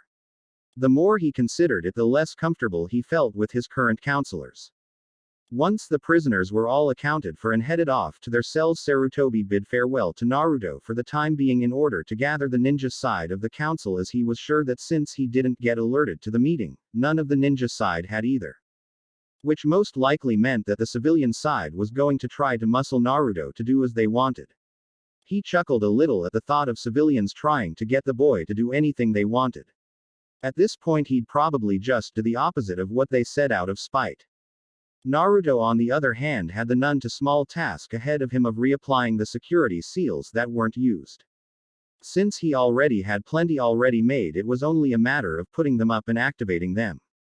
Even so, he hadn't slept since the day before, and with an afternoon with the council to look forward to, everything was starting to seem like a chore. Amazingly enough though, when he did re-enter the house, he found that all the girls were still awake and talking animatedly about him. Girls. Naruto-kun. Naruto-kun. Naruto-sama. Naruto-san. Oh hey Naruto-kun. Hey Naruto. If you can't figure out the order, that was Haku, Hinata, Kin, Harem, Ino then Tenten. As happy as I am that you're all talking about me, I will have to ask you all to leave in about an hour. I have a council meeting to go to, and I'm sorry, but I'm just not comfortable having such a large number of people at my house when I'm not here. He talked as though unsure if the statement would cause an uproar and end up with him or his possessions in a worse state than they currently were. No problem Naruto. I have to help my dad with the store anyway. He has to go pick up some metal from the warehouse, so I have to watch the place. Tenten shrugged since it was out of her hands anyway. Then she fixed on him with her eyes and got a huge grin. But I heard you have some really nice weapons, and I'd like to have a look at them sometime, especially these supposedly new tags. Who knows if they're good enough, and judging by the state of your yard when we got back there, maybe my dad will want to buy some from you to sell at the store. Yeah, I have to go help out at the flower shop soon too anyway. I'm supposed to be there whenever I'm not doing anything with my team, and since I'm not in the exams anymore, plus my parents will probably be worried that I didn't go straight home after getting out of the forest. Ino looked really depressed, like she didn't want to go anywhere at all. I also have something I have to take care of. Harem just blushed. I will need to borrow Haku for it though. Well, I guess that fills in what I'll be doing then. Quote. Kin didn't know where she stood since she was kind of the odd person out. Hinata and Kin, go with Ino please. I don't want her alone at her parents' store before we can get it through Sakura and Sasuke's heads that they don't own her in any sense of the word. Sasuke should be in a cell right now, but Sakura is still out and about. The girls nodded in understanding while Ino blushed at his thoughts of her safety. Well, have fun then. I have to go reset the seals then go to this meeting. They could hear the lack of desire in his voice but laughed, knowing if anyone could get out of any trouble it was him. Naruto trudged back to his office and began gathering his needed materials. As he went to pick up one of his seal stacks, he bumped a large flower pot on the floor and made it wobble around. What he didn't expect to see was a panel on the wall wobbling at the same interval. Curiosity getting the better of him, he walked over to lock the door, then drew the shades before moving the pot completely. The pot itself was a little heavy, but when it was moved the panel drew itself completely open, revealing a seal. Having seen its like before from the front gate, he steadied himself and pricked his finger. Placing it on the seal, he closed his eyes and waited for the chakra draw. Dot and waited. Dot and waited. When he reopened his eyes, it was near pitch black, but he was just barely able to see that he was in another room below the office. So even Dad had a reason for a secret room. Not very well hidden, but I guess you don't need it to be if you're a seal master. Looking around, he could see cabinets, a desk, and dark shapes mounted along the walls. Moving carefully to the desk, he was able to feel out a lamp and switch it on. What he found now when he looked around was that the dark objects on the walls were racks. Some for weapons, others for scrolls. One in particular caught his eye. It was right behind the desk, and the rack consisted of 2 scrolls and a sword. One scroll looked like it was made out of black marble with red veins, while the other was flat black with an intricate golden border. He looked at the labels and read them out loud. Uzumaki. Namikaze. There was no doubt as to what they were. He had seen their like many times. His hands shook as he touched them gently. Clan scrolls. Turning from them, he then looked at the sword. It was a wakizashi with a pitch black sheath. Gently he took it down and drew it out. It was beautiful in the dim light. The blade almost matched the sheath of his other katana, and he couldn't help but be a little overwhelmed by how deadly it looked. A clock on the wall chimed, and he realized that he had to hurry if he wanted to get the seals set up before the meeting. He went over to where he came down from, but rushed back to the rack and took the Uzumaki scroll and placed it in his pouch before taking what he found was a lift back upstairs. Replacing the pot to let the panel slide back into place over the seal, he gathered his security seals quickly before heading out to the yard, and with the help of clones had the estate back to full potential just in time to escort the girls out of the gate and rush off to the council chambers. It was another normal Uzumaki Naruto convention in the council room, complete with cries for the boys' immediate removal from the ninja program, exile, and of course execution. Oh, and let's not forget the turning over of all his property, including lands, weapons, and jutsu. It was an argument as old as the boy himself, and yet they still tried to get their way even though it hadn't even been close to happening. For now, the old Kage simply denied everything they tossed at him as he waited for the clan heads and Naruto to arrive. When said blonde did arrive, it was still 5 minutes before the Hokage had told him to come, and yet they still scolded him for making them wait. He just shrugged it off and leaned against the wall, ignoring them as they waited for the ninja side of the council to show. Each one showed up late by at least as long as Naruto was early, but the smiles on most of their faces showed that this was in some way a small means of pissing the council off further for dragging them in here once again.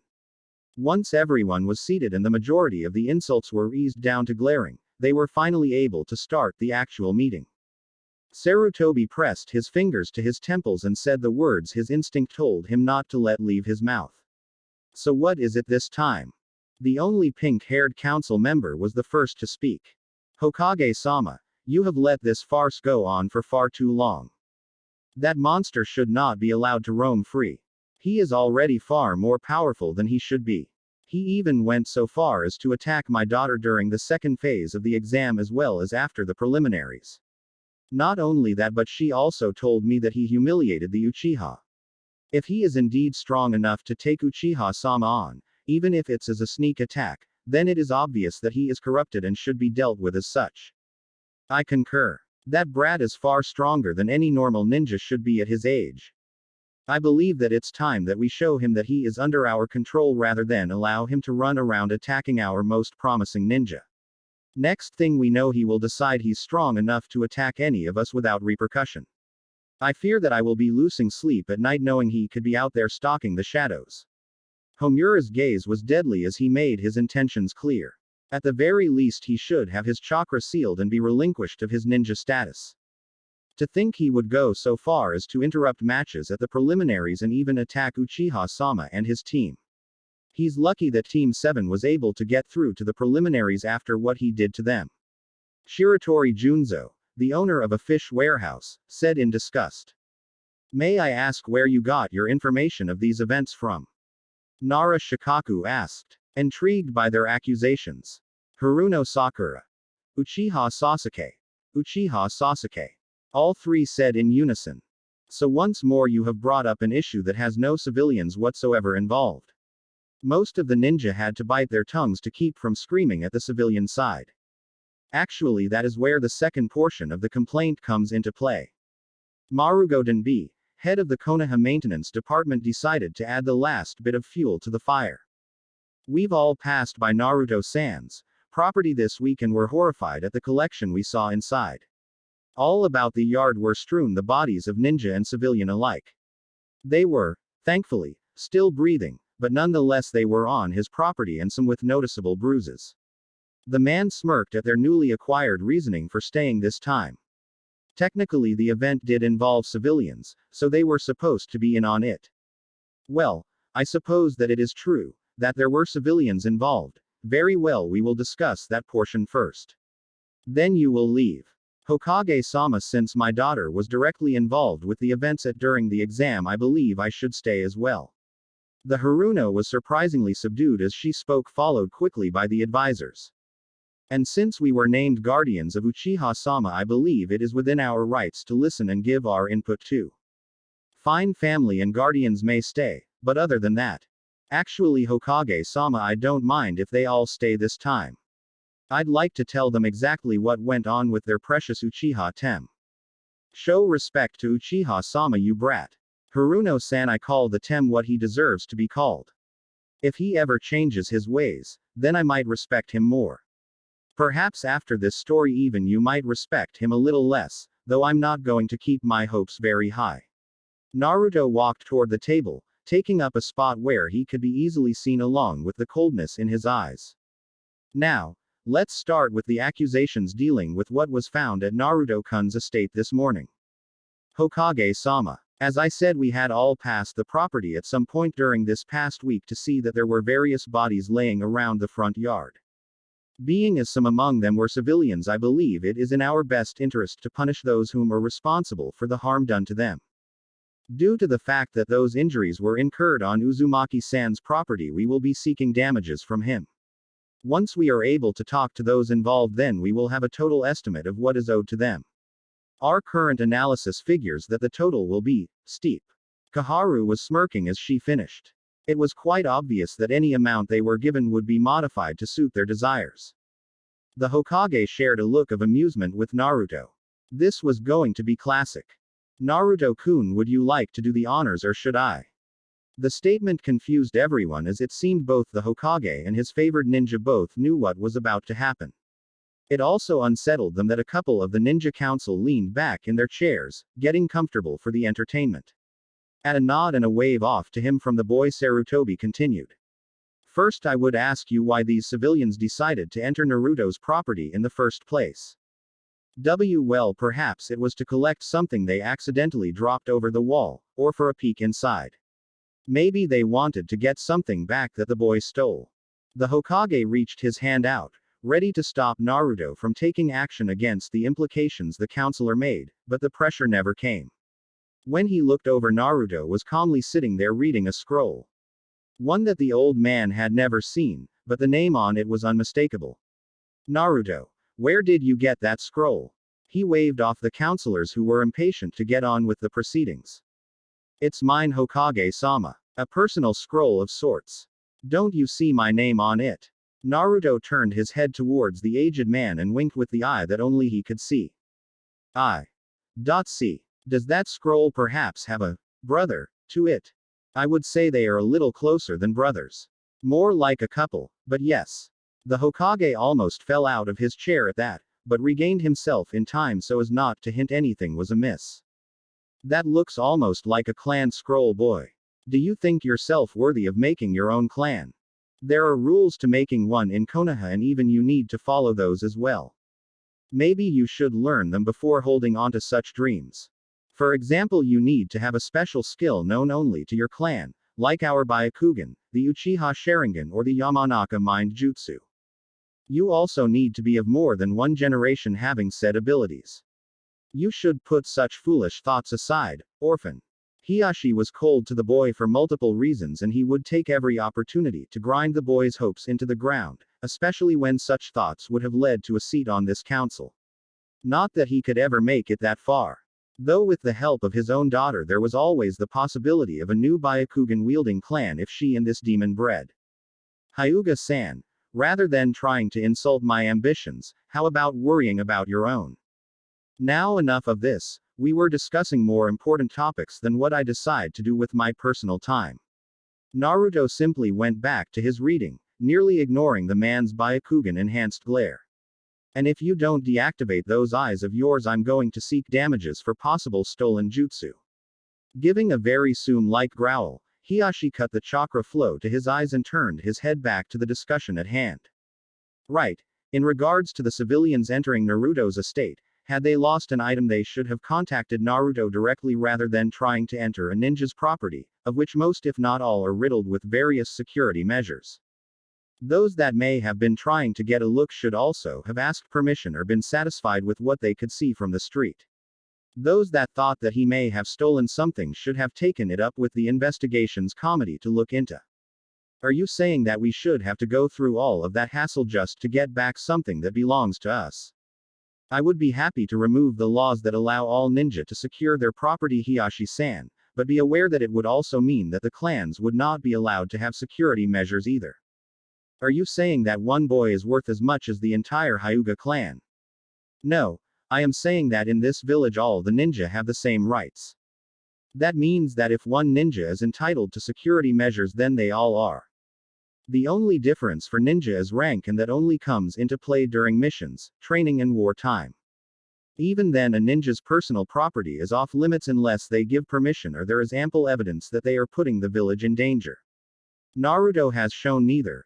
Ever, so no one may enter his property without explicit permission from him.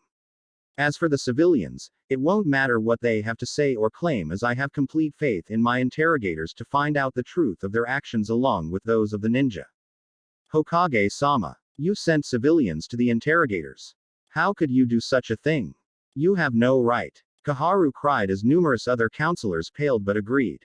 I have every right. They decided to attempt to infiltrate the estate of a ninja, one of my ninja. For all I know they could be spies, and I intend to discover exactly what their motives were for trying to get into that estate.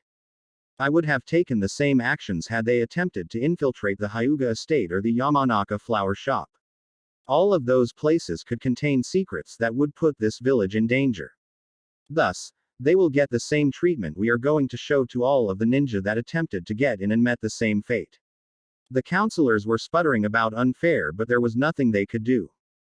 What about Uchiha-sama Hiruzen? Homura was already fearing what he knew the old man would say. Like I said, they are all getting the same treatment. Both advisors were now ghostly white. But Hokage-sama, what if he decides to leave because of his treatment? We'll lose the Sharingan forever. He should have thought about the repercussions of his actions before he attempted to break the laws of this village. If he decides to try to leave, he will be labeled as a missing nin and will be tracked down and detained. His chakra will be sealed and he will be thrown in a cell. Now I will hear no more on that issue, but since Naruto seems to want my blood pressure to skyrocket, you are allowed to stay for the portion regarding the events in the Forest of Death as well as during the preliminary rounds of the Chunin tournament. Quote. The counselors didn't know whether they should thank the boy or be wary of why he was letting them stay. Quote. But because he is letting you stay, I'm going to give him the floor to speak as he wishes. Cries of outrage were once again heard. To give someone control of the floor entitled them to say pretty much whatever they pleased. It also allowed them to silence anyone's outburst, if they had enough respect to listen. The Hokage silenced them with a harsh gaze and a hand raised in warning. Begrudgingly they obeyed, and Naruto was the one to next break the silence. Thank you, Hokage-sama, you honor me with your trust. It unnerved him that the boy could put on such a show in the council room. His display was one of a person many years older, and the man had to wonder just how many masks the blonde could make. Well, since this is an issue that seems to be mainly from the civilian side of the council, I would like to hear their complaints. Quote. He held up his hand to show he had more as a few of the counselors stood to speak, making them sit scowling once again. One at a time so that things don't get confusing. The issues will be covered once and we will not go back once we've moved on to the next discussion. Hokage-sama is the one who will ultimately decide who is at fault and what punishment, if any, should be allowed. Now, who's first? Haruno Isako was the first to stand and by far the loudest to voice her petition. Hokage-sama, my issue with this swine is that he attacked my daughter during the second exam and once afterward as well. I demand he be punished accordingly for attacking the family of a council member. To her dismay, the man simply waved his hand over to Naruto. Taking his cue, Naruto shifted his eyes to the pink-haired council member. Haruno-san, the first time I attacked your daughter was during the open battle survival simulation. It was not against the rules for me to do so, but I also would not have done so if it wasn't a matter of defending myself against her. She charged at me once Uchiha Sasuke was down while on her way to him in her less than protective attire. Please define less than protective for us, Naruto-san. Inoichi had an idea what he meant as he had seen firsthand how desperately the girl pursued the Uchiha, and regrettably that his own daughter had been somewhat the same. Though she seemed somewhat subdued when she returned home earlier with some minor bruises, but that was to be expected from the exams. She came running in her panties. So she tried to attack you with just her underwear on. Inoichi along with some of the other ninja wanted to burst out laughing. The bottom half of it, yes. What the hell was she doing in such a dangerous place in just her underwear? That place gives me the shivers just looking at it. Watabe Tokiko shivered at the thought of the forest and its hazards. Being holed up in the kitchen of a restaurant as a head chef made her drool over the meats of the place, but the ranks of missions needed to send ninja in to hunt the beasts were absurd. Let's just say the Uchiha was feeling a little randy at the time, but I'll get to that later as I'm sure that will be coming up at some point. Anyhow, she charged me and I defended myself by knocking her feet out from under her, causing her to stumble over to where Sasuke was currently laying unconscious. She tripped on her own feet and ended up knocking herself out when she hit the ground. So, in a sense, she actually did the worst of the damage to herself due to not being able to properly recover from lost balance. Naruto watched the faces of the council carefully for reactions as the Sandaime simply waved off the accusation when he wrote it down in his notes for the meeting. Naruto was in his full rights to defend himself in the forest, Lady Haruno, and indeed your daughter should be thankful he was so generous. It wouldn't have been beyond his permissions to injure, or even kill her out there with no repercussions. Those are the rules of the second exam. Fine. Then what about attacking her during the preliminaries?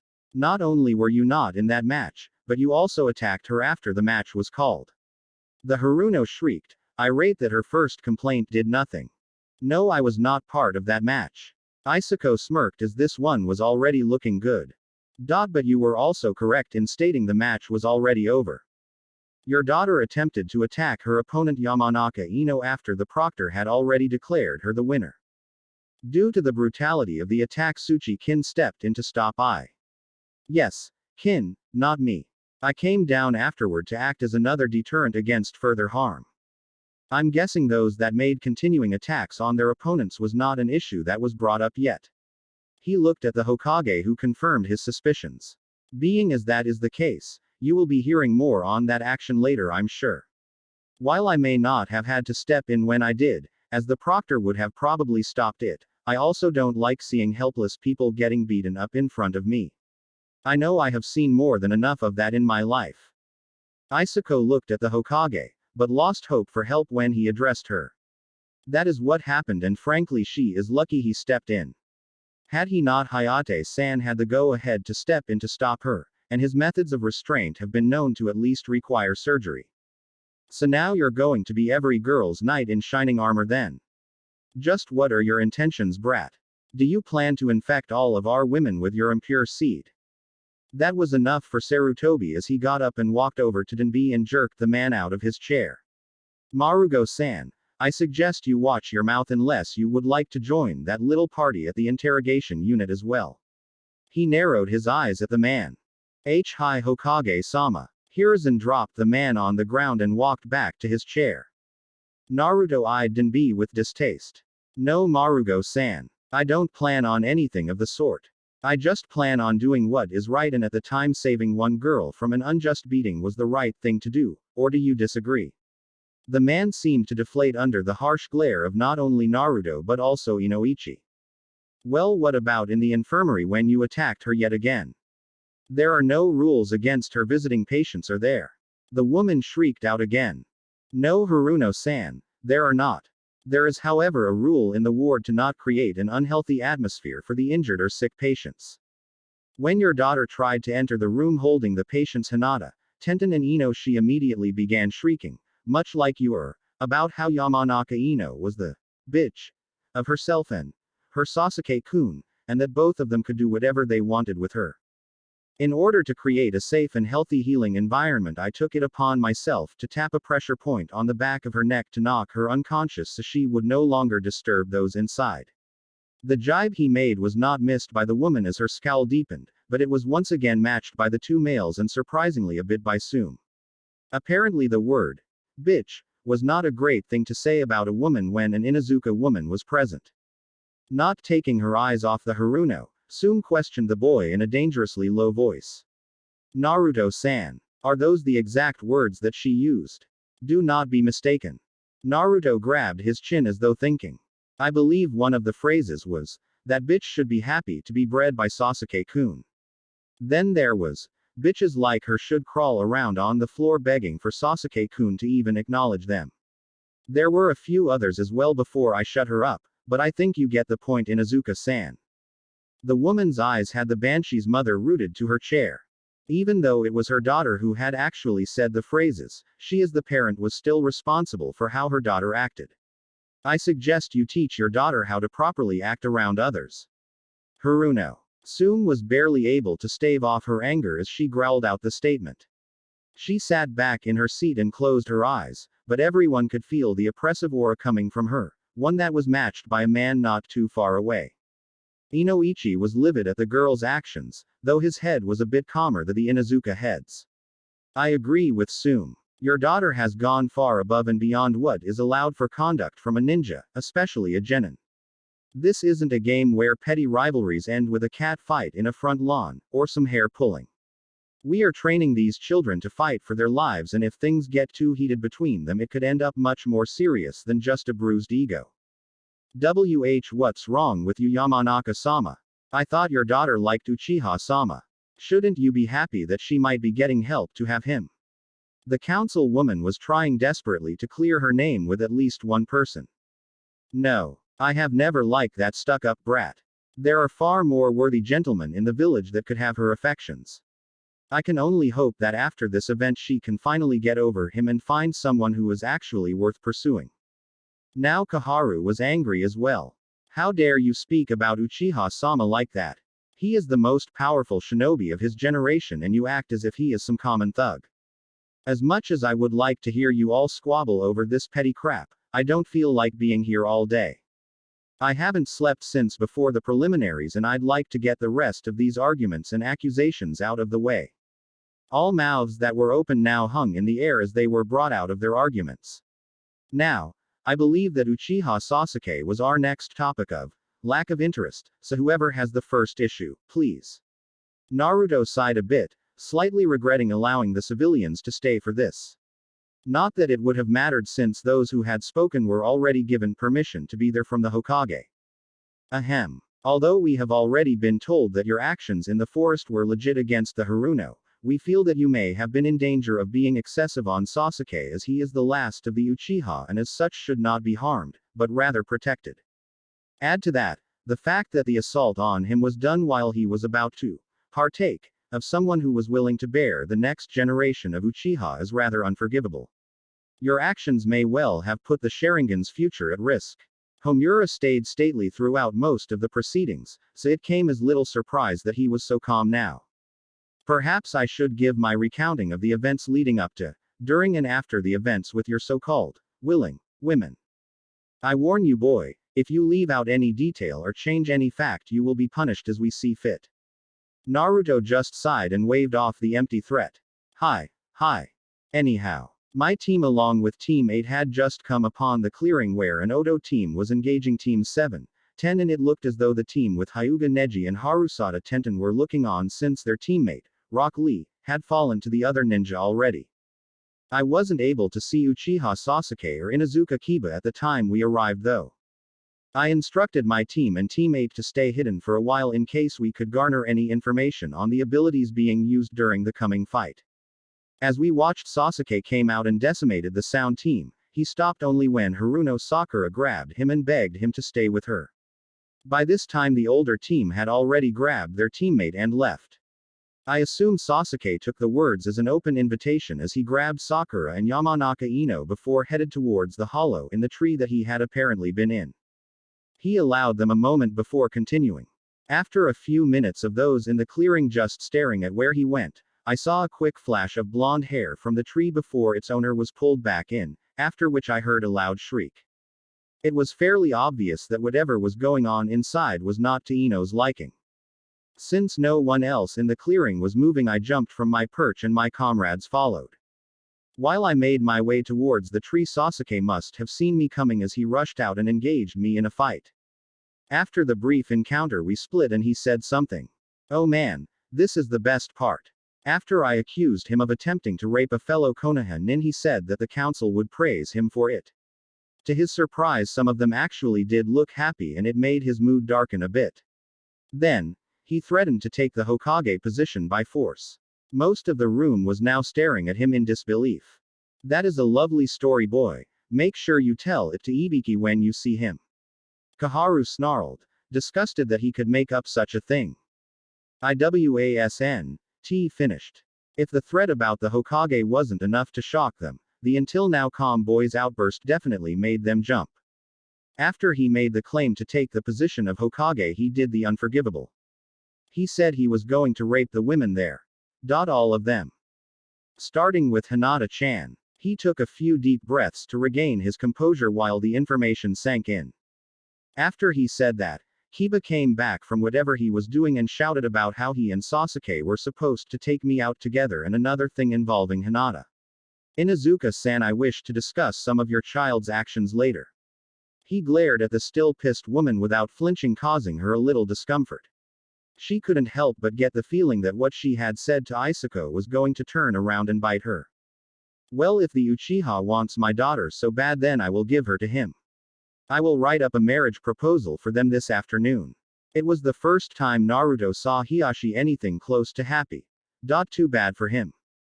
Naruto growled low as he glared at the man. Hyuga-san, you gave up those rights when you disowned Hinata-chan, so I will assume you mean your other daughter.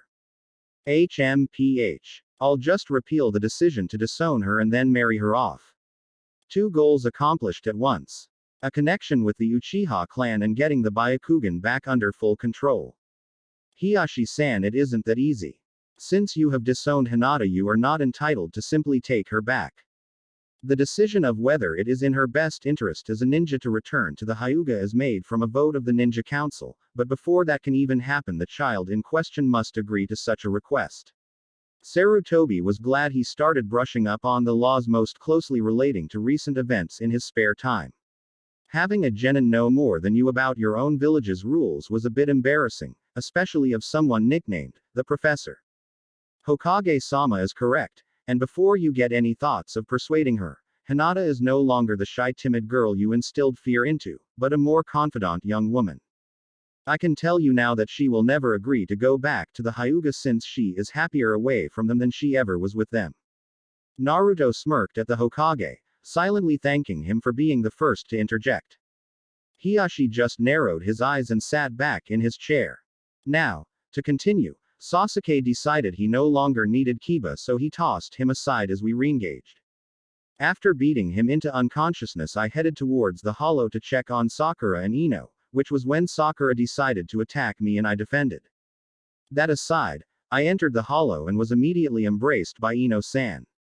Whom, due to the contrast of the light in the clearing and the shade inside the area, I couldn't see until she was already latched onto me. She was dressed the same way as Sakura, but the scream from before told me it was not by choice. That was proven with her confession later, which was heard as she recalled the event in front of Hokage-sama at the tower in the forest. Inoichi looked murderous by this point as the two genin's actions towards his daughter were becoming clear. I called over the females from outside and had them dress Ino while I went to talk to the guys they left behind, so that there would be some privacy inside.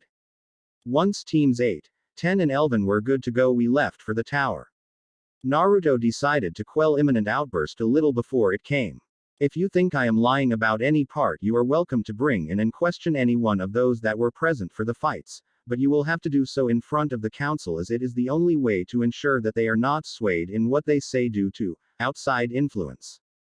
Are you implying that we would try to falsify the claim through threats, Uzumaki? Why not? You have done so repeatedly in the past with me, or have you forgotten? He narrowed his eyes at the man who was now shifting his eyes between the boy and the Hokage. He finally heft before falling back into his chair. Let me remind you though that this is a ninja matter, so the only ones who can actually pursue it are the clan heads or the Hokage should they see fit to do so. Quote. I will ask my daughter about this, but I won't bring her in for these vultures to feed off of. Inoichi definitely sounded pissed. Likewise with my son, Shikaku said, actually showing some interest in the proceedings. Shibi nodded as well, showing that he too would discuss the matter with his son. I will talk to my son as well, but I will need to talk to you first, it seems, Naruto-san. Tsume bit her tongue from saying more. Well then, I guess that settles that matter as well. Now, are there any other issues to bring up? The Hokage gazed around the table, turning his look into more of a glare of daring as he hit the civilian side. Hokage-sama, if this boy is indeed as powerful as he seems, then he should share that power with the Uchiha. Like this scroll for instance. Denbi then made the mistake of taking the scroll that Naruto had pulled out since the meeting was coming to a close. The simple act surprised Sarutobi, who knew the boy could react faster than a civilian, but he got curious and a little nervous when he saw the boy flash a grin before hiding it. This one for instance should do nicely. The man smiled at his accomplishment of taking a scroll that could no doubt help the Uchiha. He was so proud in fact that he didn't realize something was wrong until he heard the gasps around the table. Looking down he saw that his hand holding the scroll now had small metal spikes poking out of it. It was at that point that the pain hit and he screamed as he held his wrist, trying in vain to stop the agony. How dare you attack a council member, you demon! Isuko was beside herself as she was going to attempt the same thing. Sticking those needles into his hand just for grabbing a scroll. For one who tries to talk so polite, you are really just a vile animal. No. Heads turned to Shibi. The needles came from the inside of his hand. The ninja and Hokage looked at the hand and could see from the direction the skin was stretched that the needles had indeed originated from the palm of the hand that was holding the scroll, through to the back of the hand. What kind of trickery is this? It's an experimental trapped scroll. When someone other than me picks it up, well, you see. Naruto smiled at them. So you let him have it knowing he would trigger it? Huh. No. I wasn't paying attention at the time. Maybe if he wouldn't have tried to steal it in the first place and instead asked, he would have found out what it was, in a less painful way. Of course I doubt that politeness from any of you in regards to me isn't going to be common, but that doesn't mean I'm going to account for it in every one of my actions, so sorry. He almost laughed at their helplessness as they looked to the Hokage for help. It would be unwise to try to steal from Naruto, it seems. Was all the old man said. Well then. Give me the scroll that you had before, and we'll call it even. Denbi choked out around his teeth. No. You will have none of my scrolls to give to Sasuke Tem. Aside from the fact that they are mine, I wouldn't give them to him even if ordered to by Kami-sama. He doesn't deserve half of what he's already been given, and he sure as hell won't be getting anything from me. Especially my personal scrolls. Once again he dared them to pursue with his eyes narrowed. But since you seem so attached to the one in your possession, you are more than welcome to hold on to it. A few of the clan heads chuckled despite themselves at the bad joke. He could see them forcefully holding back as this meeting hadn't gone even remotely how they had planned, and now they had an incident happen in the room that they could do nothing about since the laws were on Naruto's side. Watabe-san, I suggest you get to the hospital to get that looked at. Now, I trust that issues involving ninja will not be attempted to be held without my knowledge and the knowledge of the respective side of the council. That goes equally for the ninja side regarding civilian issues as well. He had to add the last bit to be fair, even though an issue like that had never even come up. For any that have no further business here, you may leave. Once again he leveled his gaze on the civilian side and watched as they walked to the door. They were then followed by Shibi, Choza and Shikaku. This left Hiruzen, Inoichi, Hiashi and Sume still at the table. Once again Naruto took a seat facing them all. Inoichi was the first to speak. I just wanted to thank you for helping my daughter Naruto-san. I would have feared for the worst had the Uchiha been allowed to go through with his intentions, not to mention Haruno-san's daughter. It frightens me to think that there are such personalities amongst our ranks, but it's also good to know there are ones such as yours there to quell them. The man got up and bowed before leaving. Hiashi spoke next, but his voice wasn't nearly as grateful. He never took his eyes off Naruto as he spoke. Hokage-sama, I wish to have an audience with my daughter. Hinata. She is not your daughter. Naruto met glare for glare. Hiashi glared harder. Fine. I wish to have an audience with Hinata about her position in the Hyuga clan. Granted, but she will be chaperoned by Naruto and it will be held in my presence. The old man stated. I would prefer it be alone. His voice was dangerously low. Because of your previous actions towards her, I highly doubt that Hokage-sama would trust any of your clan to have a meeting alone with Hinata-chan. That is not your decision to make, boy. No, it is mine, and I agree that your actions towards one of my ninja have proven less than honorable, so unless you abide by my stipulations I will revoke your right to speak to her. Hiruzen's voice was just as dangerous, making sure to get his point across. Fine. Hiashi simply stood and walked out the door without glance back, but Naruto could tell his Byakugan was activated as he left, as he could still feel the man glaring at him. During both exchanges, Sume had been calmly waiting for her turn to talk with the blonde, but now that it seemed to be her turn she wasn't so sure she wanted to hear what was going to be said. So, Naruto-san, what was it that you wanted to talk about in regards to my son? Inuzuka-san, I have some idea of what the Inuzuka teach about relationships, as well as how they work inside your clan. Outside of the clan walls, however, you need to make sure that your son understands things work a lot differently. What he said to Sasuke Tem before he was knocked aside in the forest was that they agreed that Hinata-chan should have been his after they took me out. Whether that was meant to be in an intimate way, or just reserving her so that the Uchiha wouldn't have his way with her, I do not know. I have warned him away from her numerous times already, as she is my girlfriend and I do not appreciate him trying to steal her away. That he would blatantly try to claim her after teaming up with the Uchiha to take me out, by whatever means they decided to try, is unforgivable in my eyes. He could see that Sume was angry. Anyone with eyes that weren't completely blind would have seen it. Even if you were blind, you would have felt it. By your reaction, I take it that this is an action that you hadn't approved of either. She lowered her head in shame of her son's actions. I apologize on behalf of my son Naruto-san. As you seem to know, inside the compound a male can make claim on a female, and if he proves his superiority over anyone else interested in her, then he gets her. Since Hinata is from outside the clan though, he has no such rights. My daughter and myself warned him about this before, but it seems that we have to be a bit more strict. I'm sorry Inuzuka-san, but there is more. The woman looked devastated, wondering how much worse it could get. After his match with me he tried once again to steal a kiss from my Hinata-chan. Thankfully, after training with me for almost a month, we were able to increase her reaction time to where she was able to stop him from doing so. However, after the matches, while Hinata was recovering in the infirmary, Kiba once again tried to see her. He was thankfully dissuaded from any action though, due to the fact that I was the one who opened the door and would not let him inside. See. Sume was now speaking through clenched teeth. Hana will not be happy about this at all. She has no love of men who impose themselves on women, and has herself sent many Inuzuka men to the hospital because of such actions. This issue will be dealt with, Naruto-san, I promise you that. Now if you'll excuse me, I have some clan matters to take care of. She calmly got up and walked to the door before turning and bowing to both of the males that were still in the room, then leaving. As soon as the door shut, Sarutobi turned to Naruto. Well, that was interesting. He took on an appraising look at the boy while he was given a confused on in turn. Inuzuka Sume is a proud woman. To show anything close to respect to a male is surprising in and of itself, but to show it to someone so much younger. You continue to pique my interest, Naruto. Naruto still looked slightly confused, but the man brushed it off. He would understand in time. Now before you go, I would like to talk to you about some things.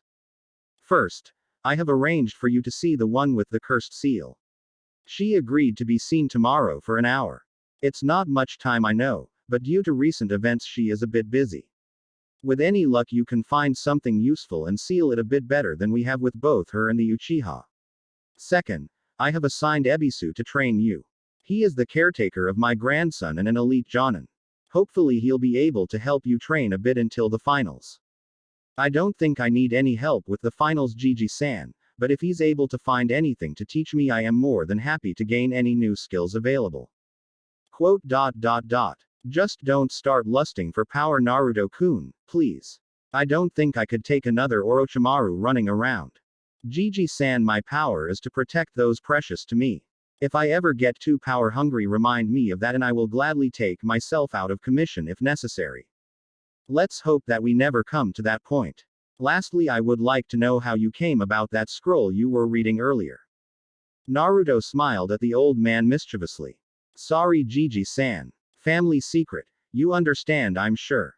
Ha, indeed. Understand that there is no one that can teach you what is in those scrolls, so I hope they left decent instructions. Especially if they entail what I suspect. Also, under no circumstances are you to take the other one outside of your estate. Nor are you to wave it around either. Though I fear the time is near that we will need to reveal who you really are, I don't want it to be known that those scrolls are in the open. There are too many people who would do anything to get their hands on them, especially your father's scroll. Practice in secret as much as possible, because once people find out you can use those abilities, they will try to get them from you. I won't tell you that you cannot learn them, I can only hope that it won't cause a war once you do. The old man sighed, knowing that the inevitable was coming and there was little he could do but watch and wait for all the events he had feared would soon come to fruition. Once the blonde's heritage became public knowledge, it was possible that the very fabric of Konoha could begin to unravel. He had a plan for that too, though. Naruto, I'm going to try to do something once your identity is known, to make your life a bit easier. I won't promise that it will stop all of the attention that you'll be getting, but it should stave off a little of it. Quote. Thank you, Gigi-san. I can already figure out what some of the problems will be, and I thank you for any of them that you can take away, but I will do as I always have and take things as they come. You don't have to worry about the scrolls though. It's part of the reason I brought this one with me today. A demonstration of sorts. That way I can have this one out in the open for a while and people will be dissuaded from taking it. If anything, word should travel quickly about my trapped scroll, because if the civilian council has taught me nothing else, they've taught me that they can get rumors around quickly. Tell Mitarashi-san to come by my estate tomorrow at her convenience, and Ebisu that I will meet with him the day after. You knew it was Anko. She grabbed her neck when Kin-chan told you about Orochimaru, just like Sasuke did in the preliminaries. It was pretty easy to make the connection. I see. Well, I assume you could use a break for a while, so you may go for now unless you have anything else. Just one thing. I'll probably have Kin-san staying at my place until the exams are over, unless one of the other girls can take her in. I don't feel right sending her back to her teammates after what they did to her, especially with Orochimaru involved. Just be careful, Naruto. If she really is involved with him, there could be more to her than meets the eye. Just make sure she isn't snooping around in places she shouldn't be. Hi, Hokage-sama. Naruto bowed before leaving the old man to himself. Naruto, things are going to get a lot harder now, but I guess that isn't something you're afraid of. I just hope nothing that happens now will be enough to break you. Slowly the Hokage got up and made his way to his office to delve into his paperwork once again. Naruto arrived home with little trouble, other than some harsher than normal scowls. Once again it seemed his personal life was quickly spread to the villagers without his approval, but that was nothing abnormal, so he just continued walking as he ignored all of it. Upon arrival at his estate he found that there was already a group waiting for him, again. Off to one side stood some of the group of females from that morning plus other acquaintances of his. Hinata, Haku, Kin and Ino stood with Shino, Harem, Shikamaru, Kurenai and Asuma. Right in front of the entrance though, yet also still outside of the estate, stood the two advisors Kaharu and Homura, Sakura and Isako. He sighed, knowing from their faces that a confrontation had already evolved and it would be up to him to settle it once again. I hope you all have a very good reason for disturbing my friends while standing at my gate yet again, counselors. You show respect, boy. We aren't in the council chambers anymore, and I would hate to see what our bodyguards would do if you try any of your tricks. Once again Homura snapped his fingers and the same 4 Anbu appeared from that morning. So you brought your dogs again. Well, I don't think you'll need them, as I can be completely civil unlike certain civilians and some ninja. Silence, boy. Now if you do not unlock this gate this minute, we will force you to open it.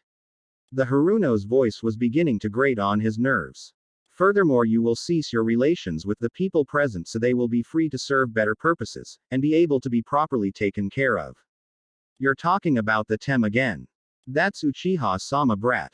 Kiss my ass. Naruto simply flicked them off, succeeding in making them even more angry. You have no hold over me and you never will. I am a ninja of Konoha, and as such only the Hokage is able to hold sway over me. Now remove yourselves from my sight before I am forced to make you leave. You cannot touch us, boy. We are standing in a public road and you have no jurisdiction here. That is true, but nor are you allowed to attempt to enter my property without my permission or an order by the Hokage himself, so unless you have a viable reason to be here, I suggest you move along so I can enter my estate in peace. You can enter your estate in peace as soon as you hand over your key, demon. There are items in that house that should not be in the possession of someone like you, and we intend to give them proper homes. You mean the personal effects of the Yondaime, I'm guessing, and most likely my personal collection of jutsu and weapons. Again I say, kiss my ass.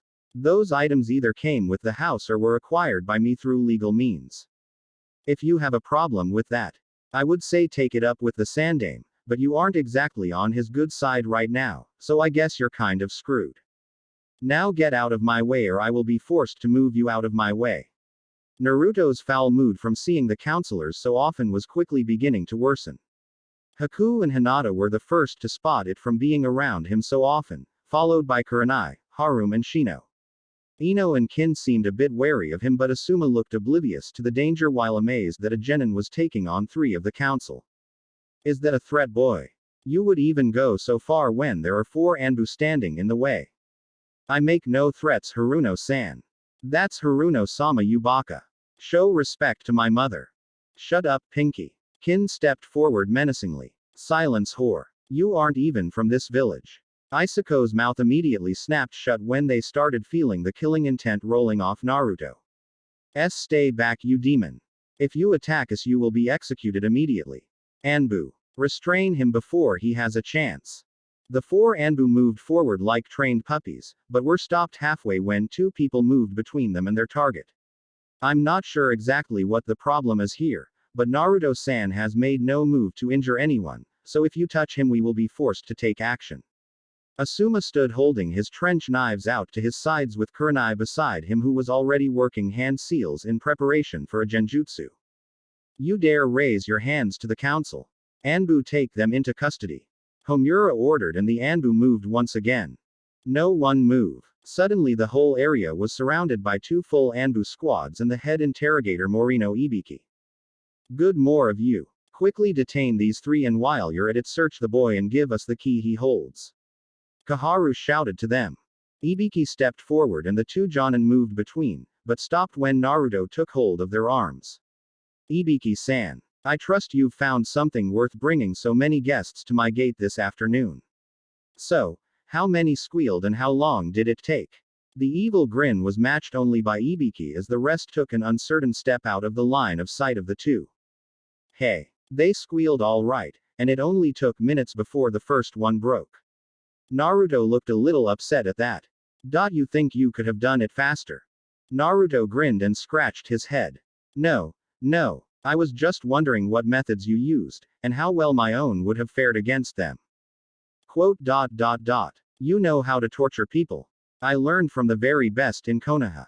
He shot a glare in no general direction, but it seemed to encompass the whole village at once. Perhaps we can compare notes sometime. If you would be comfortable doing so. Perhaps, but for now I believe you have a job to do and I wouldn't want you to get sidetracked. Right. You detain Kaharu, Homura Mitokado and Haruno Isako.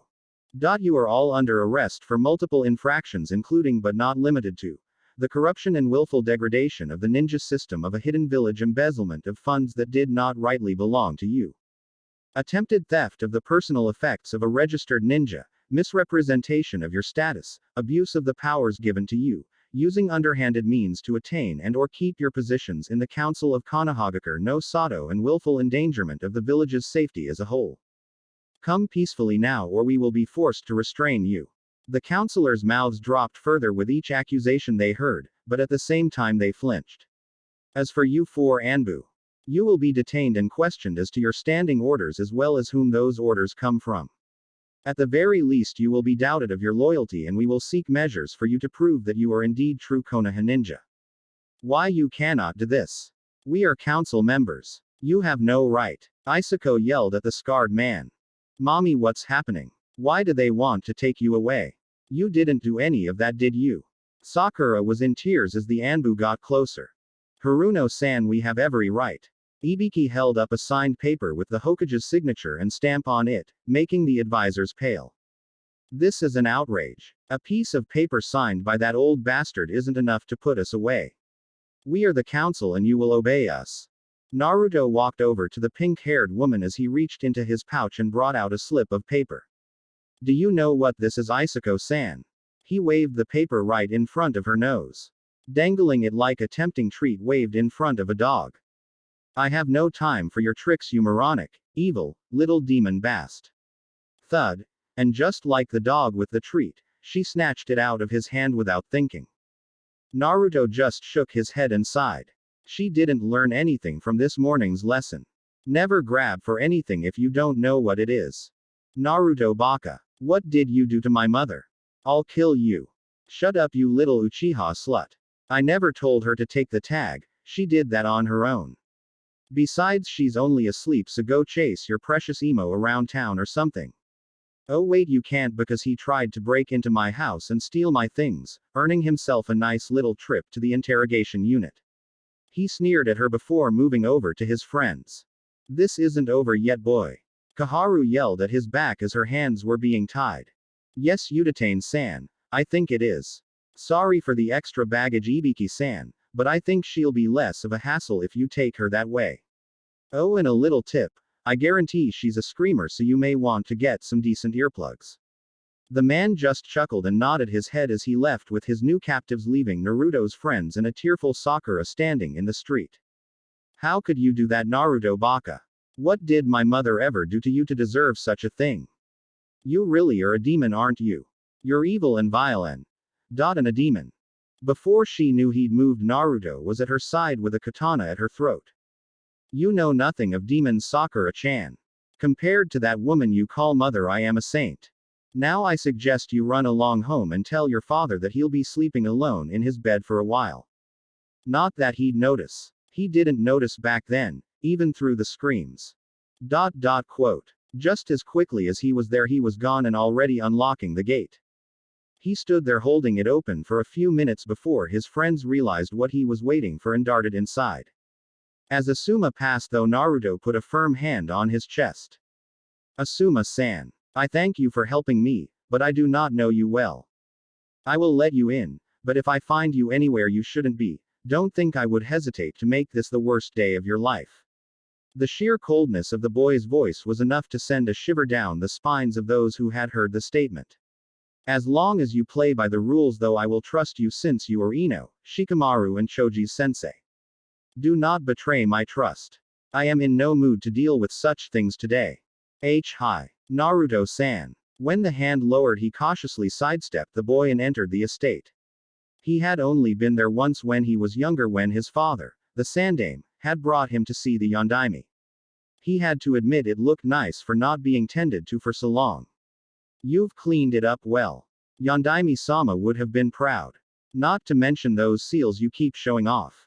Thank you, Asuma-san. Naruto passed him and went to the front door to let them all inside. After explaining what was off limits, he excused himself to his office and left them to their devices.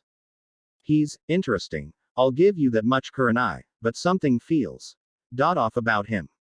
I can't put my finger on it, but he just puts out a weird aura. Asuma, you know what's in him, and I didn't bring you along to tell me what he feels like. I want to know how strong you think he is. Kurenai eyed the other Jonin, trying to catch a hint of what he was thinking. Asuma just looked after where Naruto disappeared to and tapped his chin. Finally he sighed. I give up. I don't have nearly enough to go on. I saw him take out the Inuzuka boy at the prelims, but he only used taijutsu from what I saw. Then just now with the seal, and getting close to that Sakura girl that fast, it really isn't much to go on. He hasn't shown me any genjutsu, ninjutsu or kenjutsu skills either, so I really can't make a judgment. All I can say is that he's exceptional for a genin. He does seem very confident in himself though, and that could lead to arrogance, and from there. He didn't have to finish. They both knew what arrogance could do on a battlefield. Without a no-holds-barred fight against him, I don't think any of us would really be able to say how strong he really is.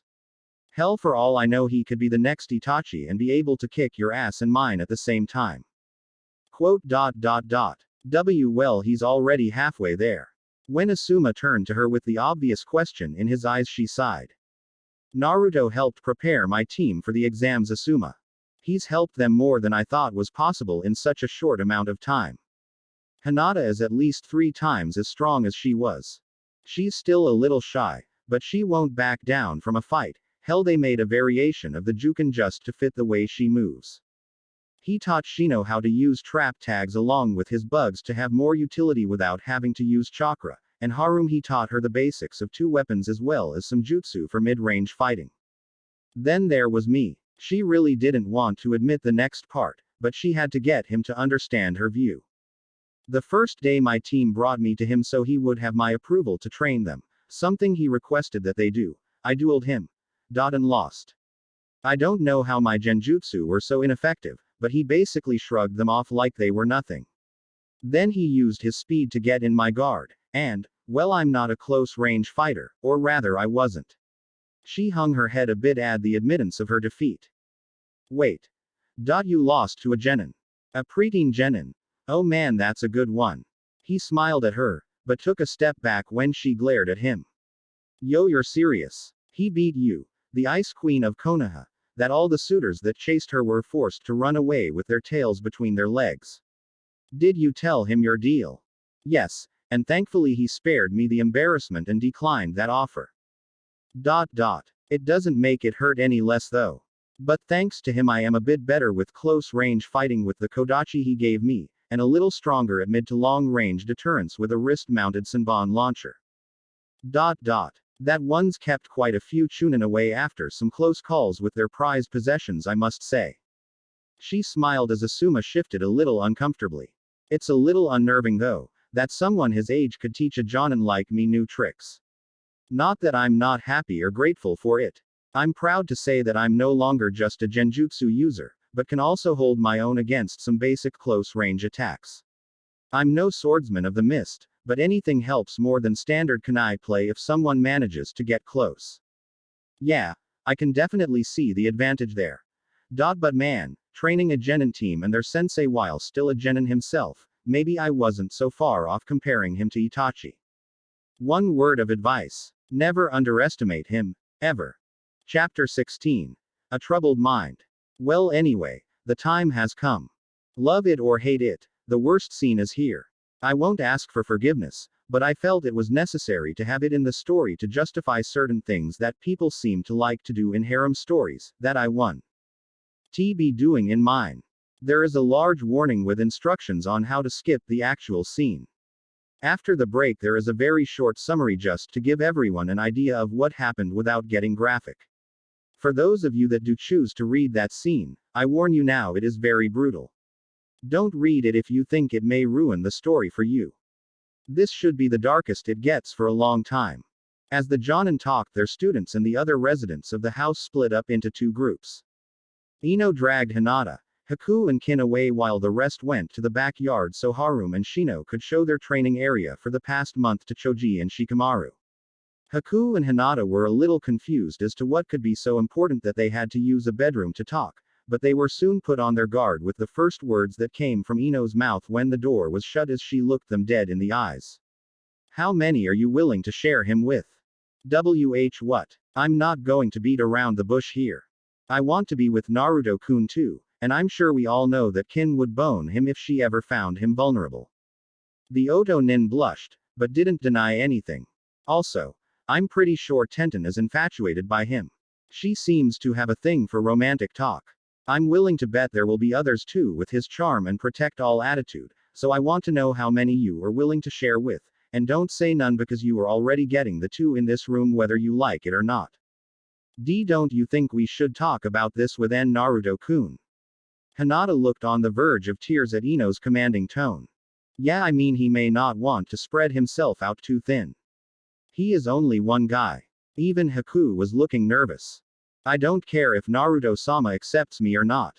I will be by his side until my debt is repaid even if it takes my whole life. Kin on the other hand was full of determination as she stared at the two unflinching. Anyo. I don't think you should date him just to pay back a debt. Oh no. I won't date him for my debt. Hinata and Haku breathed a momentary sigh of relief. I'll date him because he's the best guy I've ever met. Or not. The debt is something I would pay off even if I didn't want to date him. Well, there's no denying that, but I mean, we really should get his opinion on this. Down in the yard, Kurenai and Asuma had joined the four genin in looking around the yard as they showed off their small training area, the meditation area that they were forced to relax in if they got too stressed out, and the gardens that Harem liked to check every time she came as the residents changed them frequently.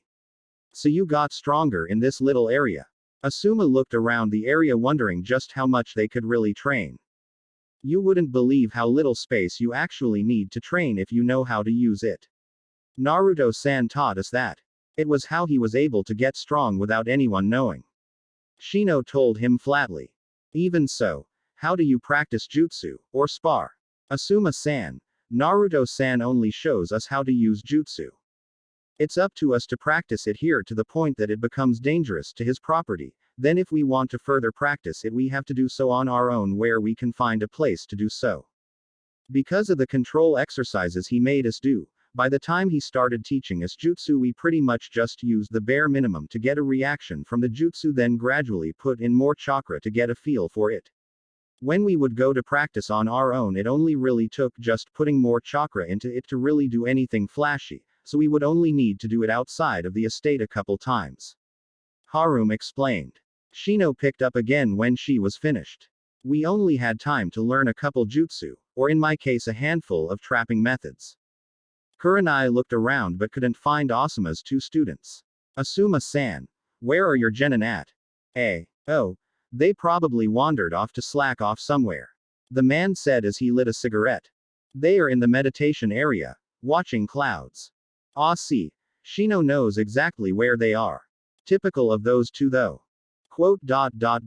Asuma-san isn't Shikamaru in the finals. Kurenai quirked her eyebrow. Yes. Shouldn't you be training him then? He prefers his family techniques so I don't really get involved. Kurenai's face soured. Asuma-san, that's just irresponsible. You should be teaching your students. Asuma waved his hands frantically in defense. It's how they wanted to do things. I've taught them a bit. We mostly work on mental skills though, well, except Choji. You better train them properly, Asuma. If you don't and they get hurt, or worse, it's going to come back on you. They know what they're doing, and with Shikamaru around they can pull through most situations. Even though Kurenai prodded him for details he refused to give any. He simply stated, you'll find out later. Back upstairs the girls were still in heated discussions, and it seemed like Haku and Hinata were losing. So you see, it's not that we don't respect that you love him, it's just that there really isn't anyone nearly as complete of a package. I mean, if you can think of one I wouldn't be afraid to give them a try, but since I'm a ninja I want someone who I can spend time with as well as train with without the fear of breaking them. What about Shikamaru-san and Koji-san? Shika's too lazy and thinks everything other than watching clouds is too troublesome. All Choji ever does is eat. What about that Hyuga, Neji or Lee? Now you're just insulting me. Who would want to date a guy that has the same attitude as Sasuke and likes to belittle his own family? No offense, Hinata. And if you couldn't tell, I like fashion, and green spandex never was and never will be in. I'm not vain, but that is going overboard for anyone, and the way Lee goes around shouting about youth and hugging his sensei. I seriously question what team he's playing for. Ino was nearly green from even the thought of going near either of them. Well, at least there must have been some guys you liked in Otokin-san. Please. Do you remember my teammates? And what they did to me? All of Odo is like that. We don't even have civilians in Odo, and we're not allowed to just go roaming around to towns nearby unless we're on a mission. Plus, we aren't the most loved village since our Kage likes to rule by fear. She said the last part a bit quieter than the rest. Single quote quote. Quote quote. You don't plan on going back, do you? Ino asked, now concerned. Kin shook her head slowly as they watched her head lower and her shoulders twitch. Telltale signs of crying started to dot the carpet under her. Female instinct took over, and she was soon surrounded by the other girls who were trying their best to comfort her as she cried openly for the first time in a long time, something else that was forbidden in Odo. After about 10 minutes they had finally calmed her down enough to where she was red-eyed but content. Haku sighed and moved closer to Hinata once again, and they began to whisper amongst themselves while Ino and Kin tried their best, though futilely, to hear what was being said. Another 5 minutes passed with only the sound of the girls' whispers until finally Haku gave a curt nod and Hinata copied her with a little reluctance. Haku turned to the two girls on the floor. Okay, Hinata-chan and I decided that you two could join us. But you can't hog Naruto-kun. You have to remember, at least for a while, that Hinata loved him the longest and I have loved him longer than you two. We are going to be sharing a person, so we have to be sure not to run him into the ground with demands, so don't expect him to hang out with everyone every day. If we feel that someone is prying too much of Naruto-kun's attention, then we reserve the right to step in. There are of course exceptions, like when someone is on an extended mission or if Naruto-kun needs to do something himself like he's doing now. Ino and Kin nodded in agreement as the talk went on, and they laid out ground rules for how they would handle what they labeled their Naruto time. They also went over what would happen if more girls wanted to join in, just in case. What they ended up with was a scroll of rules for the Harem of Uzumaki Naruto, a title that made them all blush and giggle when Ino spouted it out. Once they had all signed the document, declaring that they knew their limitations, they went into some common girl talk. Kin wasn't exactly used to such a thing, but she tried to join in as much as possible. So how far have you two gotten? Both Hinata and Haku blushed deeply at the comment. Hinata started poking her fingers together. Well, we do share the B bath a lot, and sometimes we kiss and make each other feel good. It was obvious that she struggled a lot with the admission. Ino looked at the girl wide-eyed though. She never would have thought Hinata capable of such a thing. So how big is he? You shared a bath, right? So you must have seen him, or at least caught a peek. The though of it was too much for Hinata, and she regressed into her fainting habit while Kin looked on eagerly. Haku just blushed deeper as she realized what Kin had asked and what Hinata had said were two different things entirely. She wasn't talking about Naruto and her. She was talking about me and her. Ino's eyes widened more as the realization hit her, and a small trickle of blood dripped from her nose. Ino found it hard to talk but managed to get her question out in a mostly understandable way. Why? Haku giggled a little. It was how I convinced her to let me date Naruto-kun too. She pointed over her shoulder at the still unconscious Hinata. Kin grinned devilishly. Show us, she said as she swayed her hips and walked towards the bed. The last thing Ino could remember seeing was Haku and Kin sharing a very heated kiss and some skin starting to show before she rocketed backwards from a full-blown nosebleed and followed Hinata's lead into the blissful darkness. Naruto was tired, sure, but he couldn't just walk around with his parents' scrolls while there were people he didn't completely trust walking about when he planned on sleeping. He was able to put his mother's scroll back in place and stagger his way back up to the office and make sure everything was in place before he slumped into the office chair and unceremoniously fell asleep. He didn't wake up until it was already dark out and there was a soft knock on the door. He jolted awake from the sound and rubbed his eyes before addressing whoever it was. Enter. All four girls walked into the room smiling in a way that made him slightly uneasy. Hello Naruto-kun. We were just wondering if you wanted to go out to eat tonight, since it is around dinner time now. Naruto was still a bit hazy from just waking up, so he settled for yawning and nodding his head at Ino, making all four girls giggle. Yawn are the others. Already left. Haku told him. Since we weren't allowed to show them our more interesting treasures, they just looked around for a bit then went home. I think Asuma was mainly here to watch after his team and see the Yondaime's house. I still can't believe you actually get to live in this place. Ino told him with a little wonder. I mean the house of the Yondaime. It's so cool. One could almost see the stars in her eyes. You mean the Yondaime Hokage? This is Akage's house. Yeah, it is kin. Why? I don't know Naruto-kun. I just thought Akage's place would be bigger. Especially one from one of the top 5. Well our Yondaime was a lot more humble than most, I guess. Plus he didn't have a clan, so it didn't really need to be huge like the Hyuga or Uchiha compounds. Luckily for him, those that knew him from school took his little slip up as his infatuation with the former Kage. Those that knew the truth though were able to hide it easily. It was rather obvious that he couldn't let such information get out, and with one of the biggest gossips and an, admittedly, possible enemy Nin in their midst, they couldn't risk that piece of information getting leaked. Still, for someone that, alone, was feared by an entire country, it just seems a bit plain. At least it's decorated well. It looks like it has a woman's touch to it, but he was never married, so I guess he got a little help. Naruto flinched a little inside but remained silent. Well, anyhow, like I was saying, we want to go out to eat. Think of it as a celebration for you, Kin and Haku passing the prelims. Even though they didn't pass, both Ino and Hinata were all smiles, which still unsettled Naruto a little. And we decided on Ichiraku's since you like it there so much and Kin-chan's never been there. They may have missed his slips, but he was more alert now than after he just woke up. Something was up and he knew it, he just didn't know what it was.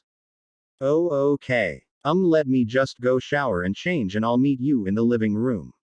He herded them out of the office before doing just as he said and led them out the door after he was finished cleaning up. They walked over to the stand with Naruto being silent as the girls chatted away like they were old friends. By the time they actually got to the stand, they had managed to thoroughly confuse Naruto with how well they were getting along. Hey old man, you've got some customers. Naruto yelled out like normal as he entered the stall and they all took seats. They didn't really have to worry about enough empty seats since, also like normal, those that were currently eating decided they were full and left the stand. Hinata and Haku scowled at them a bit, but Ino and Kin, who hadn't been around Naruto enough to know what his life was like, were blissfully unaware for the time being. Oh, hello Naruto. Did you bring your girlfriends along again? You really should find a classier place to go on your dates or they're going to leave you. Chuki's thought trailed off as he turned to see Naruto sitting there with 4 girls flanking him instead of his normal 2 guests of Hinata and Haku. Following the man's gaze, Naruto realized some explanations and introductions were in order. Oh, this is Ino-chan. I'm sure you've met her before if Team 10 ever came here to eat. He saw Chuki nod that he had indeed seen the girl before. And this is Kin-chan. She's from Oto, and in the finals for the Chunin exams like Haku-chan and me. You made it to the finals. Congratulations Naruto. Ayame. Naruto made it to the finals. I told you he would. Hi dad, and I never said that he wouldn't. Ayame scolded her father a bit but put on a smile when she faced the counter. Hey Naruto-kun, I see you found more lovely ladies to follow around. Naruto blushed bright red and tried to correct her, but was beat to it by the girls. That's right Ayame-chan. Haku started. We're Naruto's. Ino followed. Girlfriends. They chorused with beaming smiles, causing Naruto to spill backwards off his stool. What? Was all he could manage to get out as he started to get up off the ground. When he finally made it back to his seat amongst the giggling girls and laughing Ayame, he was finally able to get a proper word in. What the heck was that all about? Sorry Naruto-kun. I guess we should have told you before we left the house. Kin-chan and Ino-chan decided to join the sisterhood. Hinata said as she smiled shyly at him. Wah. Bu. I don't get a say in this, do I? He said as his head hit the counter in defeat. The girls just laughed and patted his back to mock comfort him while Ayame could have sworn she heard her dad say something about, lucky guy. Okay girls, I'm sure you all want to tease your boyfriend mercilessly, but this is still a business, so what can I get for you? Ayame took their orders and made small talk with the group while Tsuki cooked their meals.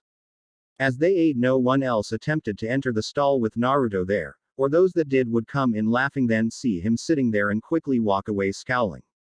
Kin and Ino were starting to feel a little uncomfortable about it, but since the others seemed to not let it bother them, they tried their best to ignore it.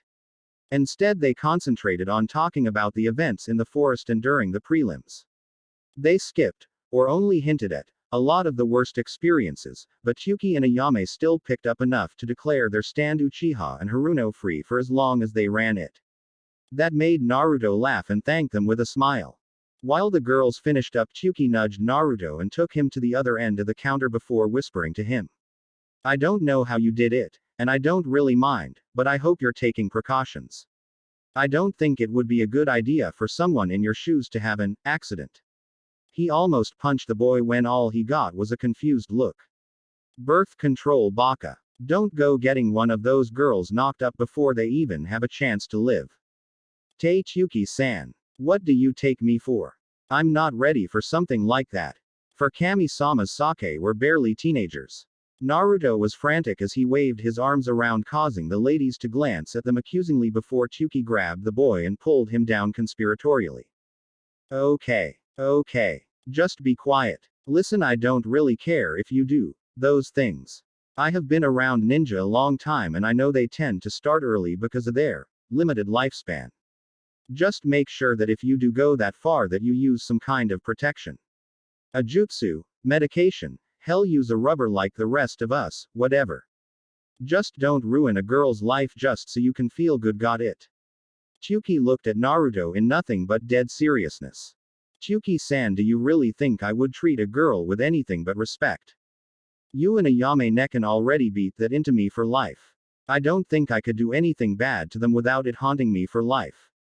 Not to mention. Now can we please stop talking about this? Besides, I think your Ayame Nekan is going to come over soon if we keep talking in whispers. Just as he finished, there were two whacks as a ladle hit both of them over the head. They turned to see Ayame with her arms crossed, wielding her weapon of choice. And just what are you two over here whispering about? She scowled at them and she tapped her foot. Nothing, Ayame Nekan. Naruto said nervously. Just some man talk is all, Ayame. Oh, I see the girls are finished. I guess that means you're headed out, Naruto. Have a safe trip home. Goodbye. Naruto took the hint and threw some money on the counter before giving his thanks and leaving with the girls. He knew Tsuki was in for a long night of questioning, and if he knew his girls, so was he. Naruto-kun. What did Tsuki-san want to talk to you about? Hinata said in an uncharacteristically sugary sweet, non-stuttering voice that made Naruto sweat bullets. I don't think that is something I should be saying in the middle of the street. Sure, it was stretching excuses, but it was partially true. He really didn't want to talk about it at all, so in the street counted under the all part. Oh, that's okay, Naruto-kun. My parents' house is right here and they're probably away for the night at a bar, so a quick bit of privacy won't hurt. The girls practically dragged a protesting Naruto into the flower shop and led him into the attacked house's dining room to sit and talk. For Naruto, this was one of the times he wished he wasn't staring across a table at a group of people. The council? No problem. The Hokage? Easy. 4 girlfriends who want to know a secret you don't want them to. Yeah, right. Now, Naruto-kun. We're not in the middle of the street, so what were you two talking about? Haku wasted no time as she began the interrogation. Naruto-kun, we're going to sit here until you tell us. But it's embarrassing. He whined to them. We're your girlfriends. We're supposed to know the embarrassing things about you. Ino reminded him of what she thought was common sense. And you'll get to know the embarrassing things about us too, eventually. Kin added. Oh, come on, it can't be that bad. The girls were getting frustrated and started scowling a bit. Okay. Okay. He just wanted to make sure we were being safe. The girls blinked at him once, twice, then started cracking up laughing. What? Now Naruto wasn't only embarrassed but confused as well. Naruto-kun. We as kunoichi have to know how to take precautions. Just in case. Especially the Hyuga. We can make ourselves temporarily infertile in case we're captured. So, you don't have to worry about civilian protections. Hinata was blushing furiously as she explained that they would choose when, and if, they wanted to procreate. Quote. It was still embarrassing to have old man Chuki talking to me about it. But he was right. I don't want to end up ruining your lives by doing that. And ending up getting you pregnant. He turned his head away to hide his blush a little, missing their cooing smiles at him. Naruto-sama is so thoughtful. Don't worry Naruto-sama, we know what we want and right now it isn't to be stuck with a kid, so as long as we do our side of the protection first then you don't have anything to worry about. Kin tried to comfort him, but his blush just deepened. Besides, we already agreed that the first one to have a kid would have to clear it with the others first. We have a nice little pact that we all signed to make sure everyone knows their boundaries. Naruto's head whipped around to Ino. You what? We made a pact. You know, an agreement with rules. That way we have an easy way to solve disputes and you don't have to worry about taking on more than you can handle. Oh, and don't worry, it's flexible. Haku only succeeded in making Naruto wish he hadn't said anything in the first place as he visibly paled. And do I get to see this pact? Nope. Girl's eyes only. Sorry Naruto-kun, but you just have to trust us. Haku and the rest beamed smiles at him. Great. So how about we christen this event with a little fun? Ino wagged her eyebrows and everyone blushed, but only Naruto did it out of embarrassment, and something else. No. Come on Naruto-kun. Don't be a party pooper. Haku said as she leaned over the table, making Naruto scoot his chair back away. Please Naruto-kun. Hinata was walking around to him with a deep blush on her face and poking her fingers together. No. Stay away. To them he looked shy, but internally he was starting to freak out. The looks in their eyes was getting to him. The atmosphere was too similar. His eyes started to dart between them and the room. The table, the metal utensils, the single light beaming down on him. And that look. Come on Naruto-sama. I promise it'll be fun. Kin was crawling predator-like out from under the table and Naruto shot his chair to the wall, shocking them quite a bit. No. Saint stay be back. Naruto put his hands in front of him to guard himself and began to hyperventilate. Instantly the girls knew something was wrong. Lust turned to concern as they backed off. When Naruto saw that he lowered his guard just enough to see them, but they could see his eyes were wide with fear, and it shocked them to think that he was afraid of them at all. Naruto-kun. Hinata inched forward slowly until she was close to him. When she reached out and touched him, but he jerked away and Hinata drew her hand back like it was burned. She started to get tears in her eyes. Naruto. Please let me near you. She crawled over to him on her knees until she was in front of him. Then gently and very slowly put her hands on his arms and started to lower them. Something in her eyes made him start to relax. Something there told him that he was safe. That she wasn't going to hurt him. Hinata-chan. With a crash he fell over sideways to the floor, passed out. Naruto-kun. The girls screamed in unison. 4 young female ninja waited outside a hospital room as they waited for news on the boy inside. None of them knew what had happened or why, and no one would tell them anything. All they got were scowls or just flat out ignored. No one seemed to want to talk about their Naruto at all until they saw the Hokage and Inoichi walking down the hall. They at once tried to question them, but the Sandaime just put his hand up and made them wait as the 2 men entered the room that their boyfriend was in. It seemed like hours until they reappeared, but when they did they didn't look happy. Follow us, was all they said as they led the girls away from the room while a guard was posted at the door to keep people out, again refusing to answer any questions. The 2 led them to a room that was distanced from any other room in use and sat the girls on the 2 beds inside while they took a couple of the visitors' chairs and sat facing them. Inoichi was the first to speak. I'm disappointed in all of you. Though we can't blame you completely for what happened, you should have stopped well before it got as far as it did. The four young women hung their heads in shame. They weren't sure exactly what was going on, but to get scolded by the Hokage and Inoichi meant it had to be somewhat serious. Dad, what happened to Naruto-kun? Inoichi sighed as he turned to his daughter. First of all, I want to say that while I'm not surprised that you are involved in something like that already, I would prefer you not do it in our dining room. It is normal for girls your ages to get those kinds of urges, especially being kunoichi, but show some restraint. Second, I'm happy that you got over that Uchiha brat Ino, but I can't say I'm happy that you chose to share a boy instead. It's not exactly looked well upon save for a few that get the privilege of having multiple female companions for specific reasons, like the Uchiha and restoring his clan when he comes of age.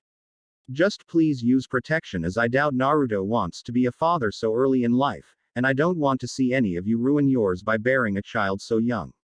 Now, I want to know exactly what happened. The girls took turns recapping everything from the time they left the house, keeping out their pact and what they did together. The entire time neither of the men had said a word. It was unsettling to all four of them, but they pushed on with their story, hoping that they would find out some reason as to why Naruto had acted the way he did. When they were finished, Inoichi had a very stern look on his face. I'm very disappointed in all of more than before. Just like with women, when a man says, number, you are not supposed to press them. If he said it as sternly as I suspect he did, you should have backed off immediately. Now, Hokage-sama is going to tell you a little story. It's going to make you very mad and very sad. It's going to hurt you in more ways than you can imagine, but when he's finished you'll know exactly what you put Naruto through tonight. Inoichi was stern throughout the whole talk and made sure his point was understood before releasing the floor to Sarutobi.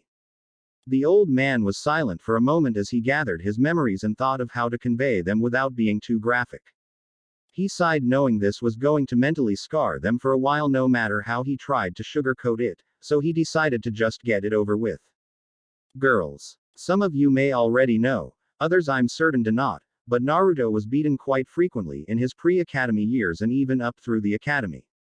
Now I suspect some of the later ones he allowed to happen just to keep his guys up, but some of them were still very severe, especially when his attackers would disable him. The memories of many of those past events soared through his mind as he closed his eyes and took a deep, shaking breath to regain his composure.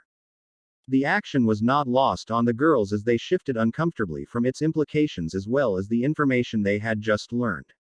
It was one of these assaults which happened in his earlier academy years that brings up this current issue. First, I will say that we found him 2 days after the event outside the walls of Konoha. A passing Anbu patrol found his body tucked under the root of a tree. They were lucky to have an Inuzuka amongst them who smelled the blood. There was so much blood. Again he had to stop and the girls were starting to realize just how serious this was when they noticed a tear form at the corner of the old man's eye. They brought him to the hospital and reported their findings to me. By the time I got there the doctors were already doing their typical surgery to him. You don't need to know about that. But let's just say I had to persuade them to patch him up properly and stand there to watch and make sure they did it. It was a miracle he made it through the night, but thanks to his unusual healing ability, he pulled through. There is a deep scar in his mind though from the event and it is one that will be very difficult to heal, if not impossible.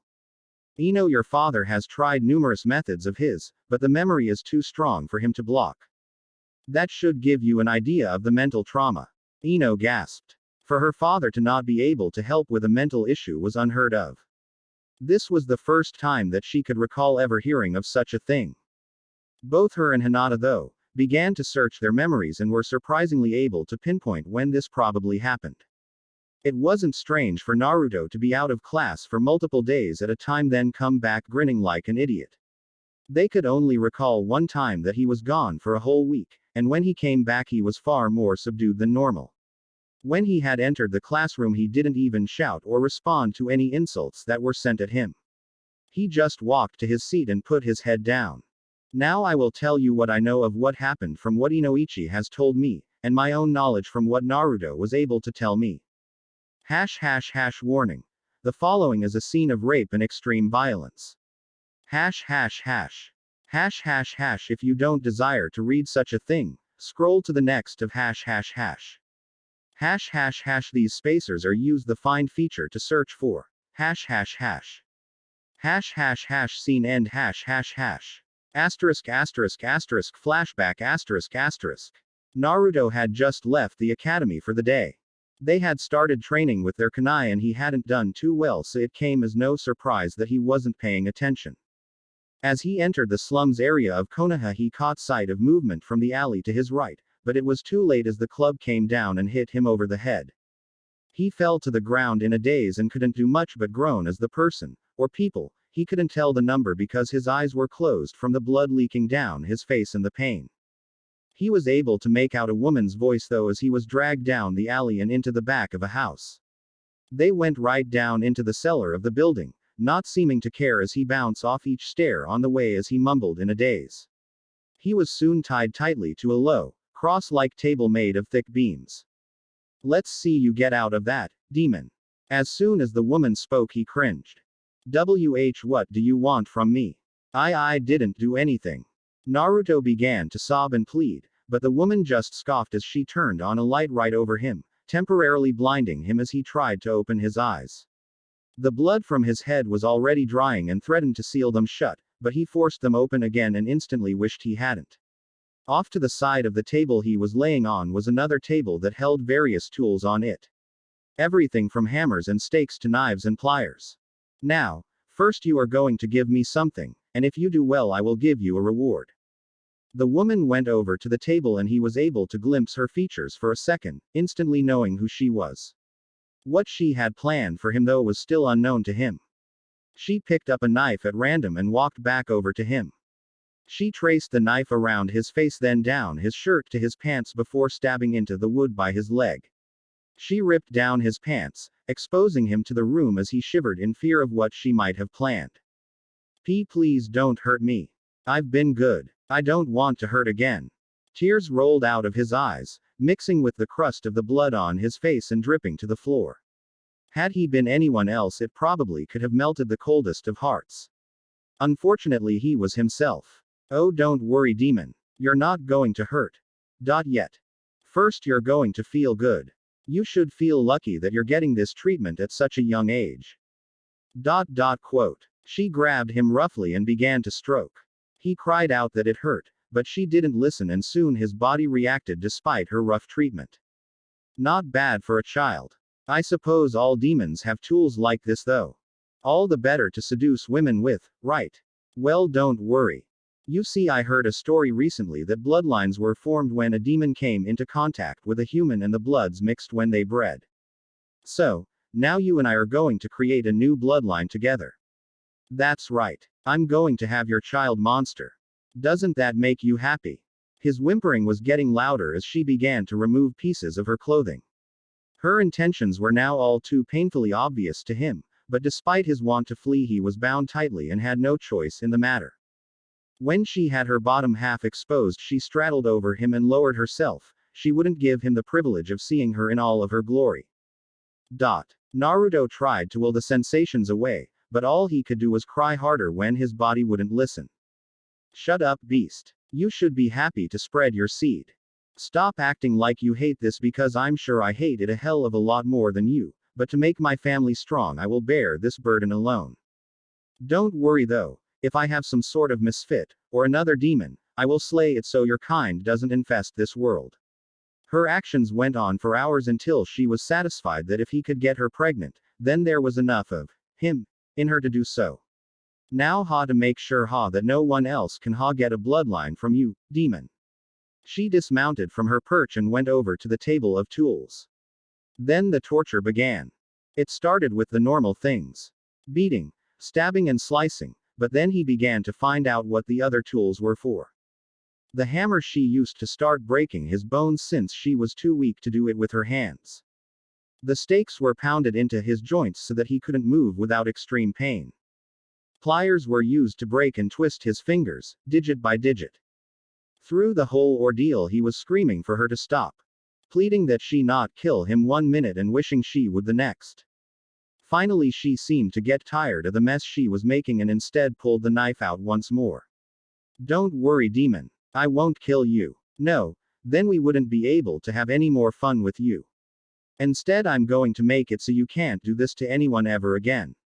With that she stabbed the blade of the knife into the top of his scrotum, severing the tubes that link the functions of his organs together and causing him to pass out as the new pain was far too much to bear. Flashback end asterisk. The next thing he remembered was waking up in the hospital, but it was obvious to us that much more had been done to him from when he passed out until we found him. There were numerous other deep gashes on him. Wounds meant to do the most harm possible without killing. When the Anbu first saw him, they told me, he looked less like a human and more like a mangled corpse. There were substances on him that suggested deep physical trauma to his orifices from some vile villager.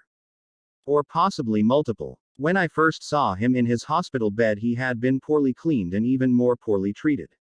I made many threats that day, but unfortunately we don't have that large of a medical staff so I couldn't really fire them. I think some of them knew that and they still to this day try to treat him as little as possible. Honestly, it's a miracle he pulled out of that event with nothing more than severe mental trauma. The Hokage would have laughed at being happy that someone had just some mental trauma if it didn't hurt so bad that he had failed in the most extreme way possible. It had only become glaringly obvious after that event. Scene end notice. The disturbing scene has ended. Sorry for anyone who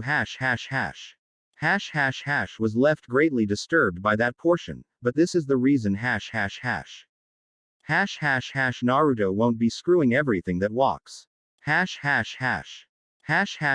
those that skipped it, Naruto was raped and brutally tortured by a woman and possibly others as well. The first thing he did when he woke up was scream when he saw his nurse. We initially thought that she was one of the ones who had attacked him, but we soon found out that it was any woman we brought in. After we had gone through a few nurses I told them that only the male nurses and doctors were allowed to enter the room. Anbu guards were posted to make sure they obeyed after a couple other nurses went in just to make him scream. Though they didn't admit to it, they knew my order and they had no reason being in the room, so there really was no other explanation for their actions. There were less incidents when the guards were there, but we had to escort him out. I took him for ramen since it was his favorite food at the time, but I completely forgot about Ayame-chan being there. He didn't seem to mind though, and I suspect it was just because he knew her for so long. Then on the way back to his apartment we passed women of various ages. He shied away from most of them, but the younger generations he was fine with, even smiling at some. That is probably why two of you never suspected a thing. He pointed to Hinata and Ino indicating the two that would have seen him during that time. It hadn't taken long into the story before the girls had either started bawling or sat in stunned silence, and he wasn't sure how much they actually heard of it, but he got the point across he believed. He gave them time to settle down before he continued. Now, what I ask of you is to never do again what you did tonight until Naruto is ready. It may take years for him to get to that point, but if you truly love him then you must wait. Do you understand? They nodded with their heads hung low. Good. Hopefully he will be better by tomorrow and you can talk to him then, if he wants to. Do not broach this topic unless he's okay talking about it. Hokage Sama. Who was that woman? Hinata was having a hard enough time holding back her tears without talking, but she managed to get her thoughts out while spitting out her last word with a venom that surprised the two men a little. He wouldn't tell me. He wouldn't tell me her name, her features, not even which basement it was she pulled him into or the alley he was attacked from. Even Inoichi wasn't able to find out, as it seems Naruto has one of the strongest defensive minds he's ever encountered. One of the few that he has ever failed to break into. The only one who knows who that woman is Naruto. If any of you manages to get it out of him, I would be eternally grateful, as I fear he sees her from time to time, as I have seen slight relapses, even now that his mask is gone. But again I warn you, do not press the issue. I hope that what happened this evening will not happen again. At least not by your hands. The four girls nodded again solemnly. After they were dismissed they stayed in the room. He'll still love us, right? Haku-chan. Quote. I don't know Hinata. But it wasn't our fault. We didn't know. Hinata was going hysterical. She couldn't bear the though of Naruto hating her after all they'd done together, after they had finally gotten together. She curled up into a ball on the bed. I don't want him to hate me. She began to cry again as Haku moved to do her best to comfort her, but instead ended up crying as well. Ino-chan. He's had it the worst of all of us, hasn't he? Quote. Hi. We have to make it better. We have to show him that not everyone is here to hurt him. Quote. Hi. Ino laid down on the bed flat on her back and covered her eyes with her arm as she sniffed and tried to staunch the tears that were involuntarily flowing. Kin just curled up beside her and hugged her close. None of the four would leave the hospital that night, nor the next morning as they waited for their Naruto to come back to them. The next day the four were awakened by someone making a lot of noise down the hall. I don't care what kind of condition he's in. Hokage-sama told me to come to him at my convenience. Now is my convenience, so get out of my way before I make your lives very, very painful. All four rushed out of the room and down the hall where they saw a woman in a trench coat with short, purple, pigtailed hair. They recognized her as the proctor of the second exam, Mitarashi Anko, and she didn't look happy. Now I only have about an hour before I have to get back to my duties, so you can either let me in or explain to Ibiki why I was late getting back. The woman growled out at the guards, making them shuffle a little where they stood. Sorry Anko-san, but standing orders are to not let anyone enter unless it's for treatment. Unless you have permission to specifically enter the room, then we can't let you through. The Anbu on the left of the door told her, even though she was holding the neck of his uniform and practically lifting him off the floor. She slammed him into the wall and was about to started using her skills on him when the door they were guarding cracked open. My apologies Anko-san. I will see you now, so please let the Anbu go. Anbu-san, thank you for guarding my door again, but you may go. Give Gigi-san my thanks. No one actually saw him, but the tone of his voice, the pain in it, nearly sent the girls into tears again. They resisted the urge though as they watched while Anko dropped the Anbu and snorted at them before walking into the room and closed the door behind her. Once the Anbu left, the girls checked the door to find it locked. Resigned to their fate, they once again sat down across from the door to wait until the boy they all wanted to apologize to was ready for visitors like them. Inside, Anko turned around to find Naruto standing near the window, gazing out into the village. Hokage-sama said you wanted to look at my seal, that you might be able to do something to help with the pain. I don't believe you, or trust you, and I definitely don't have faith that a gaki like you can do anything that could help if Hokage-sama couldn't. I will let you see it though, just to get the old man to stop nagging me, so here. She took a chair and sat down sharply before pulling her trench coat and shirt off, showing zero inhibition as she exposed her upper body to the room. As she shifted her head to the side and coughed to get the boy's attention, she was just barely able to hear some shuffling behind her. Curious, she turned to find that Naruto had turned to her and was slowly and very unsteadily walking over to her. The hell is wrong with you? Get over here, I don't have much time. She scowled at him, making him flinch before turning back around. Sorry. His voice was a lot more reserved than she remembered him being when he was out in the village or during the exams, but she ignored it as she waited impatiently for him to look at her seal. It took nearly 10 minutes for Naruto to get his courage up enough to get close to her. Then another 5 to actually look at her before he was able to see the mark. By the time he started inspecting it, he only had about half an hour before she had to leave, but once he started actually looking at it, he entered his own little world, and anything she asked he only grunted at her or didn't answer at all. Anko shivered in the chilly room as she sat topless while Naruto traced his fingers over her seal. Well, I admit that you at least act like you know how you're doing. No response. Did you know they call me the snake whore of Konoha? Still nothing. Who were those girls that looked like they wanted to charge into your room earlier? A flinch. Aha. So there is something there. Anko smiled deviously. So are they your little girlfriends, Gaki? She tried to suppress a chuckle but couldn't help herself. Please stop moving. What? Did I hit a nerve? What's the matter? Are they a little too much for you to handle? Get a little scared of them and put yourself in here to get away. The jibe stung and she knew it. She could feel it in his flinching hands, but it was her nature. The only response she got was his fingers being a little rougher. Ha! They beat you up or something? Steal your lunch money after the prelims. From the kissing I would have thought you were already enjoying them fully. The touches stopped suddenly. Get out. Oh come on. Take a joke. Get the fuck out.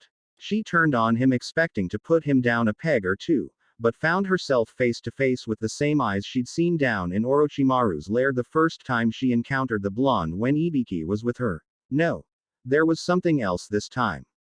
She could tell he'd been seriously hurt recently, and not the type any normal weapon or jutsu could cause. Sorry. Leave. There was no kindness in his voice. Nothing to make her feel better. No forgiveness. She nodded once and left without turning back. She wasn't the type to coddle someone when they were down, just as she had never had it done to her. Not that she wouldn't have if she knew how, or that she wanted to know how. She would have been more than happy to try if that were the case, but she just didn't know how. Thus the only role she could play was that of the cold hard bitch. As soon as she opened the door she could hear the shuffling on the other side and wasn't surprised when she found 4 expectant faces staring at her when she got it open. She just shook her head at them. Whatever you did to him, it worked. Once again she realized she'd gone too far as she saw their heads drop and the Hyuga girl turn and start sobbing into one of the other girl's shoulders. She scratched her head a bit in frustration. Geez. Look. Try going in one at a time. If he doesn't want you in there, leave, right away. If he'll let you stay then talk to him for a little, but don't get close. If he gets close to you, let him, but he has to make the moves. Got it. They nodded, slightly confused as to why she was helping them. Listen, I may be an interrogator, but I also need to know how to get people back to awareness after interrogation. You don't know how far you can get, but you can only try and hope the person hasn't caved too far. She looked back at the closed door.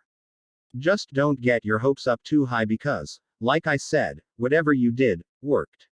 With that Anko left the girls standing there in shame. But it wasn't our fault. Hinata whispered into Haku's shoulder. Hinata. You go first.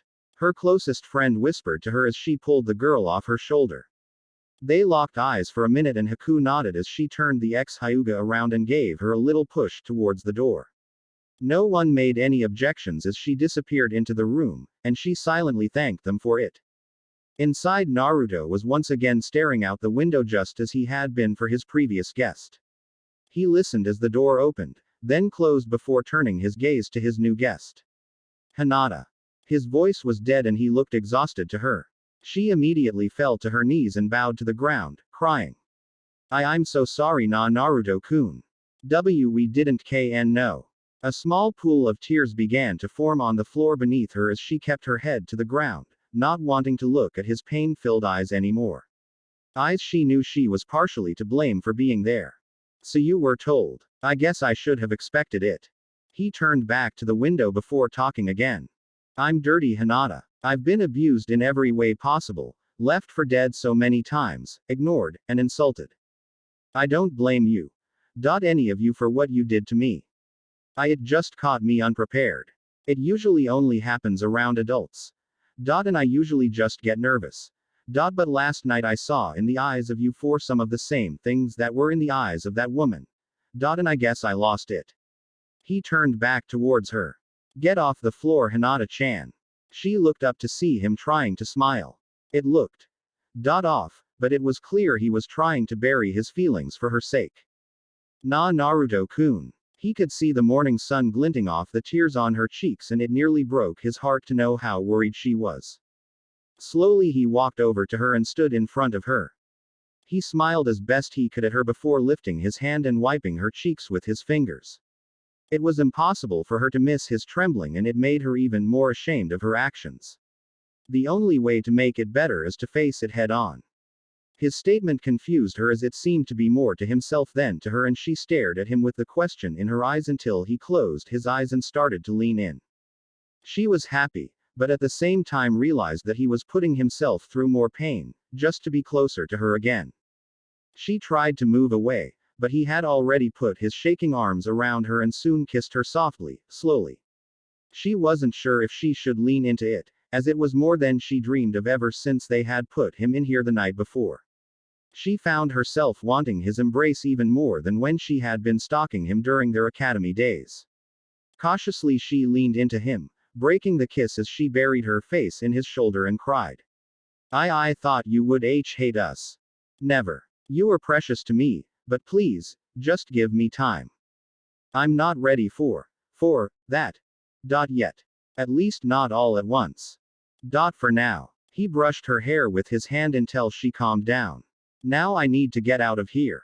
I have things to do. We'll stop by the estate quick so I can let you girls in, but then I need some time to myself. Okay. There are some things I need to take care of. After she nodded and stepped away, he got dressed, causing her to turn around with a blush when she found out he had nothing but boxers on under the hospital gown he was wearing. When the two emerged, the girls were surprised to see Naruto coming out as well. They could tell he was still not his normal self as he only half smiled at them before walking off, leaving Hinata to wave for them to follow. They crossed town in complete silence and no words were exchanged, even after Naruto had let them into the estate, until he spoke to them. I know you all had nothing but good intentions last night, but like I told Hinata-chan, please, give me time. It was all he said to them before he disappeared into his office and emerged shortly after to head off to his, still secret, getaway. Once again leaving Hinata to tell them what they so desperately needed to know. Naruto didn't blame Anko for the way she acted. He knew it had to be part of her defenses. That still didn't make it right for her to say such things, but regardless of his feelings about the woman, he had made a promise to the Hokage to do what he could about the seal. He quickly made it to his own lair and wasted no time as he pored over their findings from Orochimaru's laboratory with his clones to aid him. It looked far too simple to be that simple. Plus the output doesn't fit with all these notes. There are far too many variables here for such a simple seal. Then there were those black marks the Tem had in the forest and that foul chakra. For the next few hours he racked his brain as he flipped through journals of experiments and went over numerous formulas. After gaining a headache from hitting too many clones at once with some books he threw in frustration, he decided it was time for a break. There was something he'd wanted to look at for a while now anyway. He fingered the gold border gently after pulling the scroll out of his pouch. He reread the name written on the outside. A name that had been stolen from him for his own protection, but at the same time one that he'd wished he had since he was born. Not because of the fame it would undoubtedly bring him, but because it was the name of his real family. Not one that abandoned him to his fate, but one that did their all to protect the place he now called home. Dad, I hope you are smiling down on me as I look into this scroll, and I pray that you and Mom will help me through the undoubtedly difficult times I'm going to be in soon. Biting his thumb, he swiped the seal binding the end of the scroll and allowing it to unfurl from its silent slumber. His eyes grew wide at the information he saw. It seemed his father was as much a cataloger as he himself was, or rather the other way around. The scroll was filled with seals with various labels, but there seemed to be so few. Blank space in the scroll indicated that the man who was writing it had never finished what he wanted to put in. Or perhaps he was hoping that future generations would fill it for him. It didn't matter either way. This was his gift from his father, and he would give his all to learn its contents. With determination to make his parents proud, he moved to the first seal and the training of the next namikaze began. Ebisu was not at all happy about his orders. The Hokage told him that he was to train one of the contenders in the Chunin exams, and he was happy, until he found out who it was. He mumbled to himself as he walked through the streets on his way to the Yondaime's old house, still wondering how such a brat could have swindled it away from the Hokage. The property should have gone to someone much more worthy of it. Like himself. Yes, he would be 1,000 times more worthy of a choice than that thing. By the time he got to the gate, he had to admit that it was at least kept in fairly decent shape. Initially he had intended to go right up to the door, but upon trying he found the front gate locked. He looked at the wall but remembered the Hokage's warnings to not jump over. Had it been anyone else that told him, he wouldn't have listened to him, But the Hokage was dead serious, and he was told that if the old man found out he had tried to disobey that order, that he would be having a nice chat with Ibiki or Anko.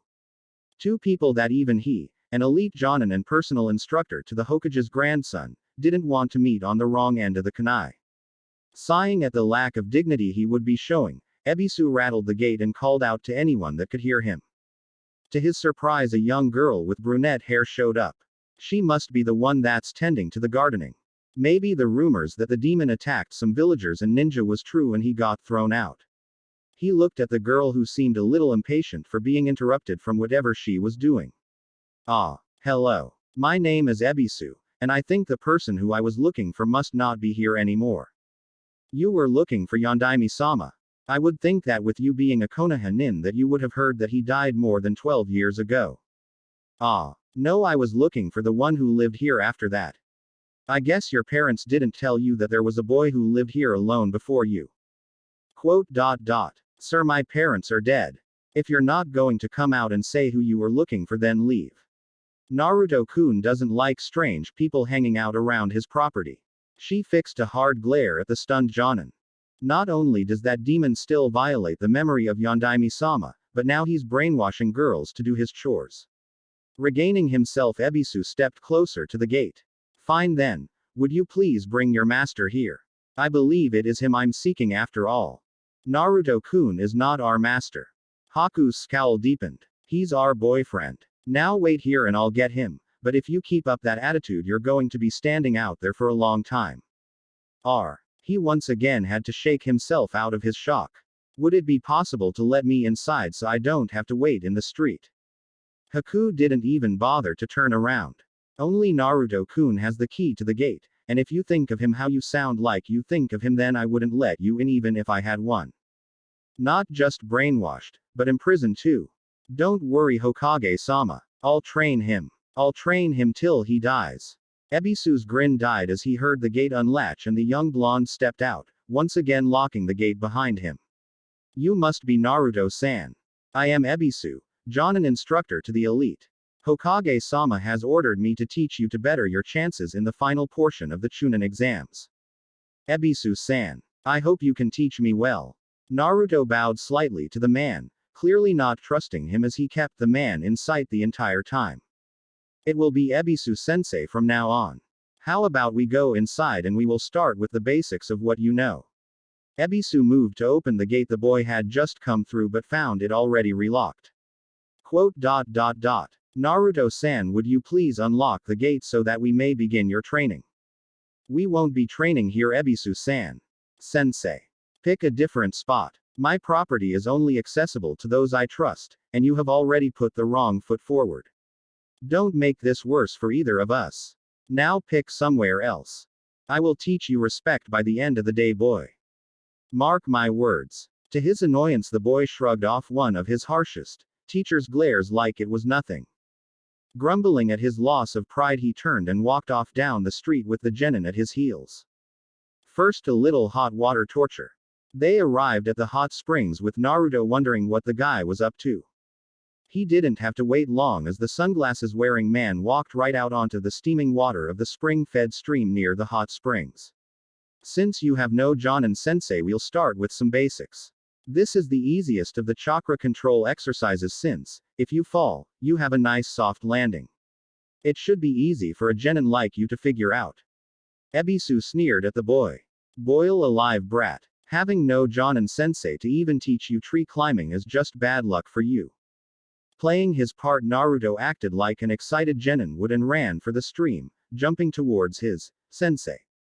He grinned as Ebisu's eyes widened before he put his arms up to guard from the inevitable splash. When no splash came, the jonin slowly turned the where the boy should be surfacing out of the hot liquid, only to find Naruto standing there with a very deadpan look on his face. So, when are we going to get to the real training? Naruto of course smiled when he saw steam nearly coming out of the man's top. Fine. Let's try some ninjutsu. How about a kaiden? Gokaku no jutsu. The seals are horse, tiger, ram, boar, horse and tiger. Ebisu watched in anger as Naruto did the jutsu flawlessly and created a small fireball about 2 feet in diameter. He gritted his teeth. He no longer cared and decided to take the Hokage's words as a meaning to disable the boy to ensure the Uchiha would win.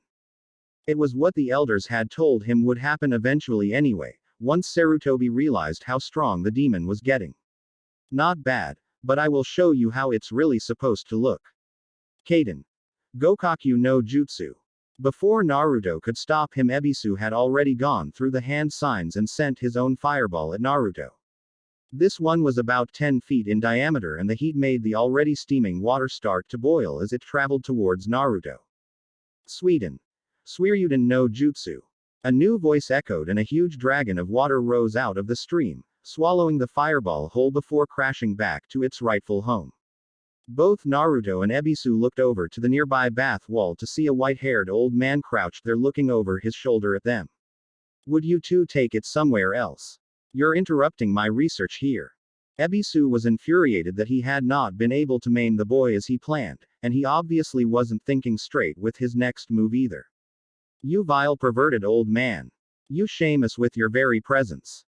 Ebisu will teach you a lesson for spying on. Ebisu never got a chance to finish his talk as he was flung away into a nearby rock by a long pink rope. Naruto followed the rope to find it attached to the mouth of a giant toad that the man was now standing on top of. He went over and checked his so-called sensei and frowned a bit before turning back to the man.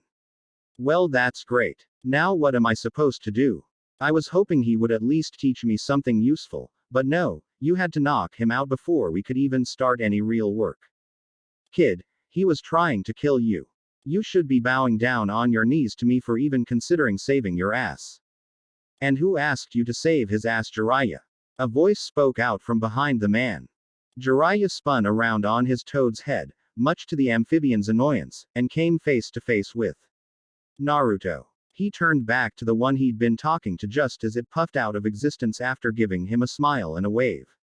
Kage Bunshin. He smirked. Impressive kid, but you'd have to do a lot better than that if you want to be considered a real ninja, but at least you know who you're talking to, so that's a start. Well then, how about you teach me something, oh great and wise? Ero Sennin. Naruto smirked when the man's eyes nearly popped out of his head.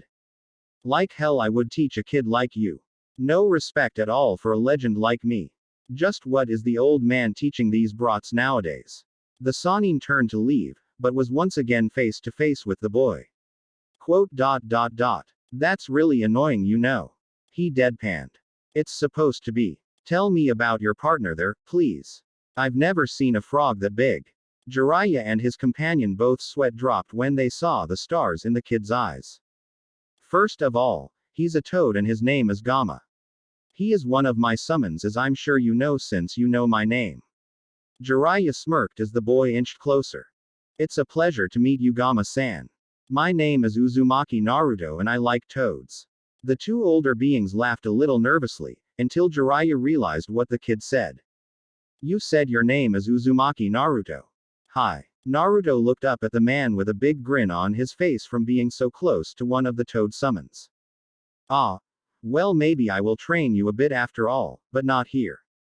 Jiraiya dismissed Gamma and began to walk away, now intrigued by who he found. So this is their kid, huh?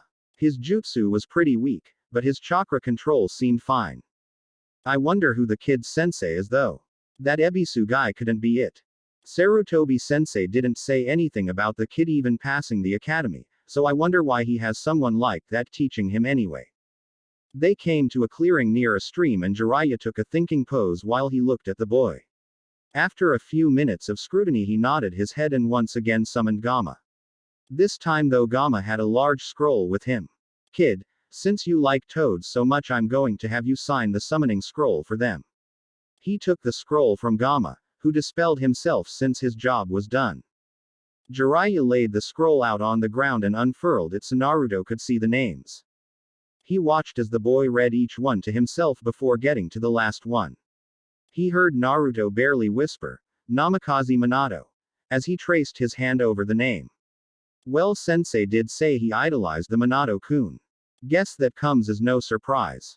He crouched down on the opposite side of the scroll from the boy and pointed to the first blank spot on the scroll. Prick your finger and sign here, then put your fingerprints below just like everyone else has. Wasting no time, Naruto did as he was told, and with bloody fingers as proof he sat back and looked proudly at his handiwork. So that's it. I can summon toads now. That's it. The hand seals are boar, dog, bird, monkey and ram. Just put some blood on your hand, mold your chakra, do the signs, then slam your palm to the ground. Naruto was about to start but stopped and looked at the older man. What kind of toad should I summon? Well, just try to put as much chakra as you can into the jutsu and we'll go from there. Based on that fireball you put out, we shouldn't have to worry about anything too noticeable. Jiraiya suddenly felt a cold shiver go down his spine. As Naruto slammed his hand down on the ground, a huge plume of smoke erupted and Jiraiya's jaw dropped. Under Naruto sat a huge toad with a vest, pipe and sword that didn't look very happy at all. Jiraiya, where the hell are you and why did you summon me? Shit, Gamabunta. Time to scram, was the only thought going through the Sannin's mind as he ran for cover. Mr. Toad sir. I was the one that summoned you. Naruto yelled out as he jumped down to the toad's nose so it could see him. Wahahaha. Gaki, you are a century too early to summon the likes of me. A good joke though. Now tell me where that idiot Jiraiya is so I can pound him into the ground for wasting my time. Gamabunta said as he began to look around with Naruto still perched on his face. The blonde just stuck there and glared at the summon. I am the one that summoned you, and if you don't believe me, too bad. You can just go back to wherever you came from and I'll just keep summoning you until you believe me.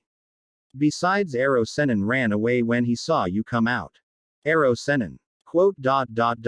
Jiraiya. Wahahaha. You're a real comedian, Gaki. I like you. Whether you summoned me or not doesn't matter. Either you can or you can't, so if you really were the one to summon me, then next time at least bring me out for a good fight. That or a good drink, and when you see Ero Sennin snicker again, tell him that he lost the bet and owes me a drink. Yane. With that, there was another huge cloud of smoke as Naruto was sent falling to the ground. He was able to catch a few tree branches on the way down though and slow his fall by swinging and jumping between other branches until he made it to the ground, where Jiraiya soon appeared in front of him looking pissed. What the hell was that, Gaki? Never mind, he seemed a little beyond pissed. What? You summoned the boss of the toads on your first try and ask me what? Do you have any idea how much chakra that takes? Either you were leading me and your teacher on, or you have zero talent for Kaden Jutsu if that fireball was anything to go by. What was I supposed to do in the middle of a hot springs with buildings all around? I didn't want to demolish the place, unlike that asshole that was supposedly teaching me. Unlike some people, I know restraint. Naruto huffed at being underestimated yet again while Jiraiya just stood there shocked. Just how strong are you? As strong as I need to be to protect those precious to me, and yet never strong enough to be completely sure they're safe.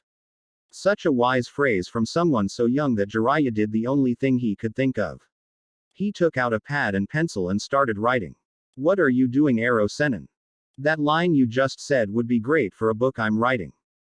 You're going to put my words into porn. Naruto deadpanned. Hey now. That's fine literature, I'll have you know, and the top seller in the elemental nations. I have fans that line up at bookstores whenever a new volume comes out. Jiraiya said with a beaming smile and a thumbs up. It's still porn. Whatever. Feel like teaching me some more, Ero Sennin? You're never going to stop calling me that, are you? Just like that brat minimum. Anyway. Jiraiya considered the boy. What do you know about the Yondaime's technique, the Rasengan? That's it for this part. If you enjoyed it, then like, share and subscribe for the next video as it's going to be more interesting, and also check out my other playlists, hope you would like them too.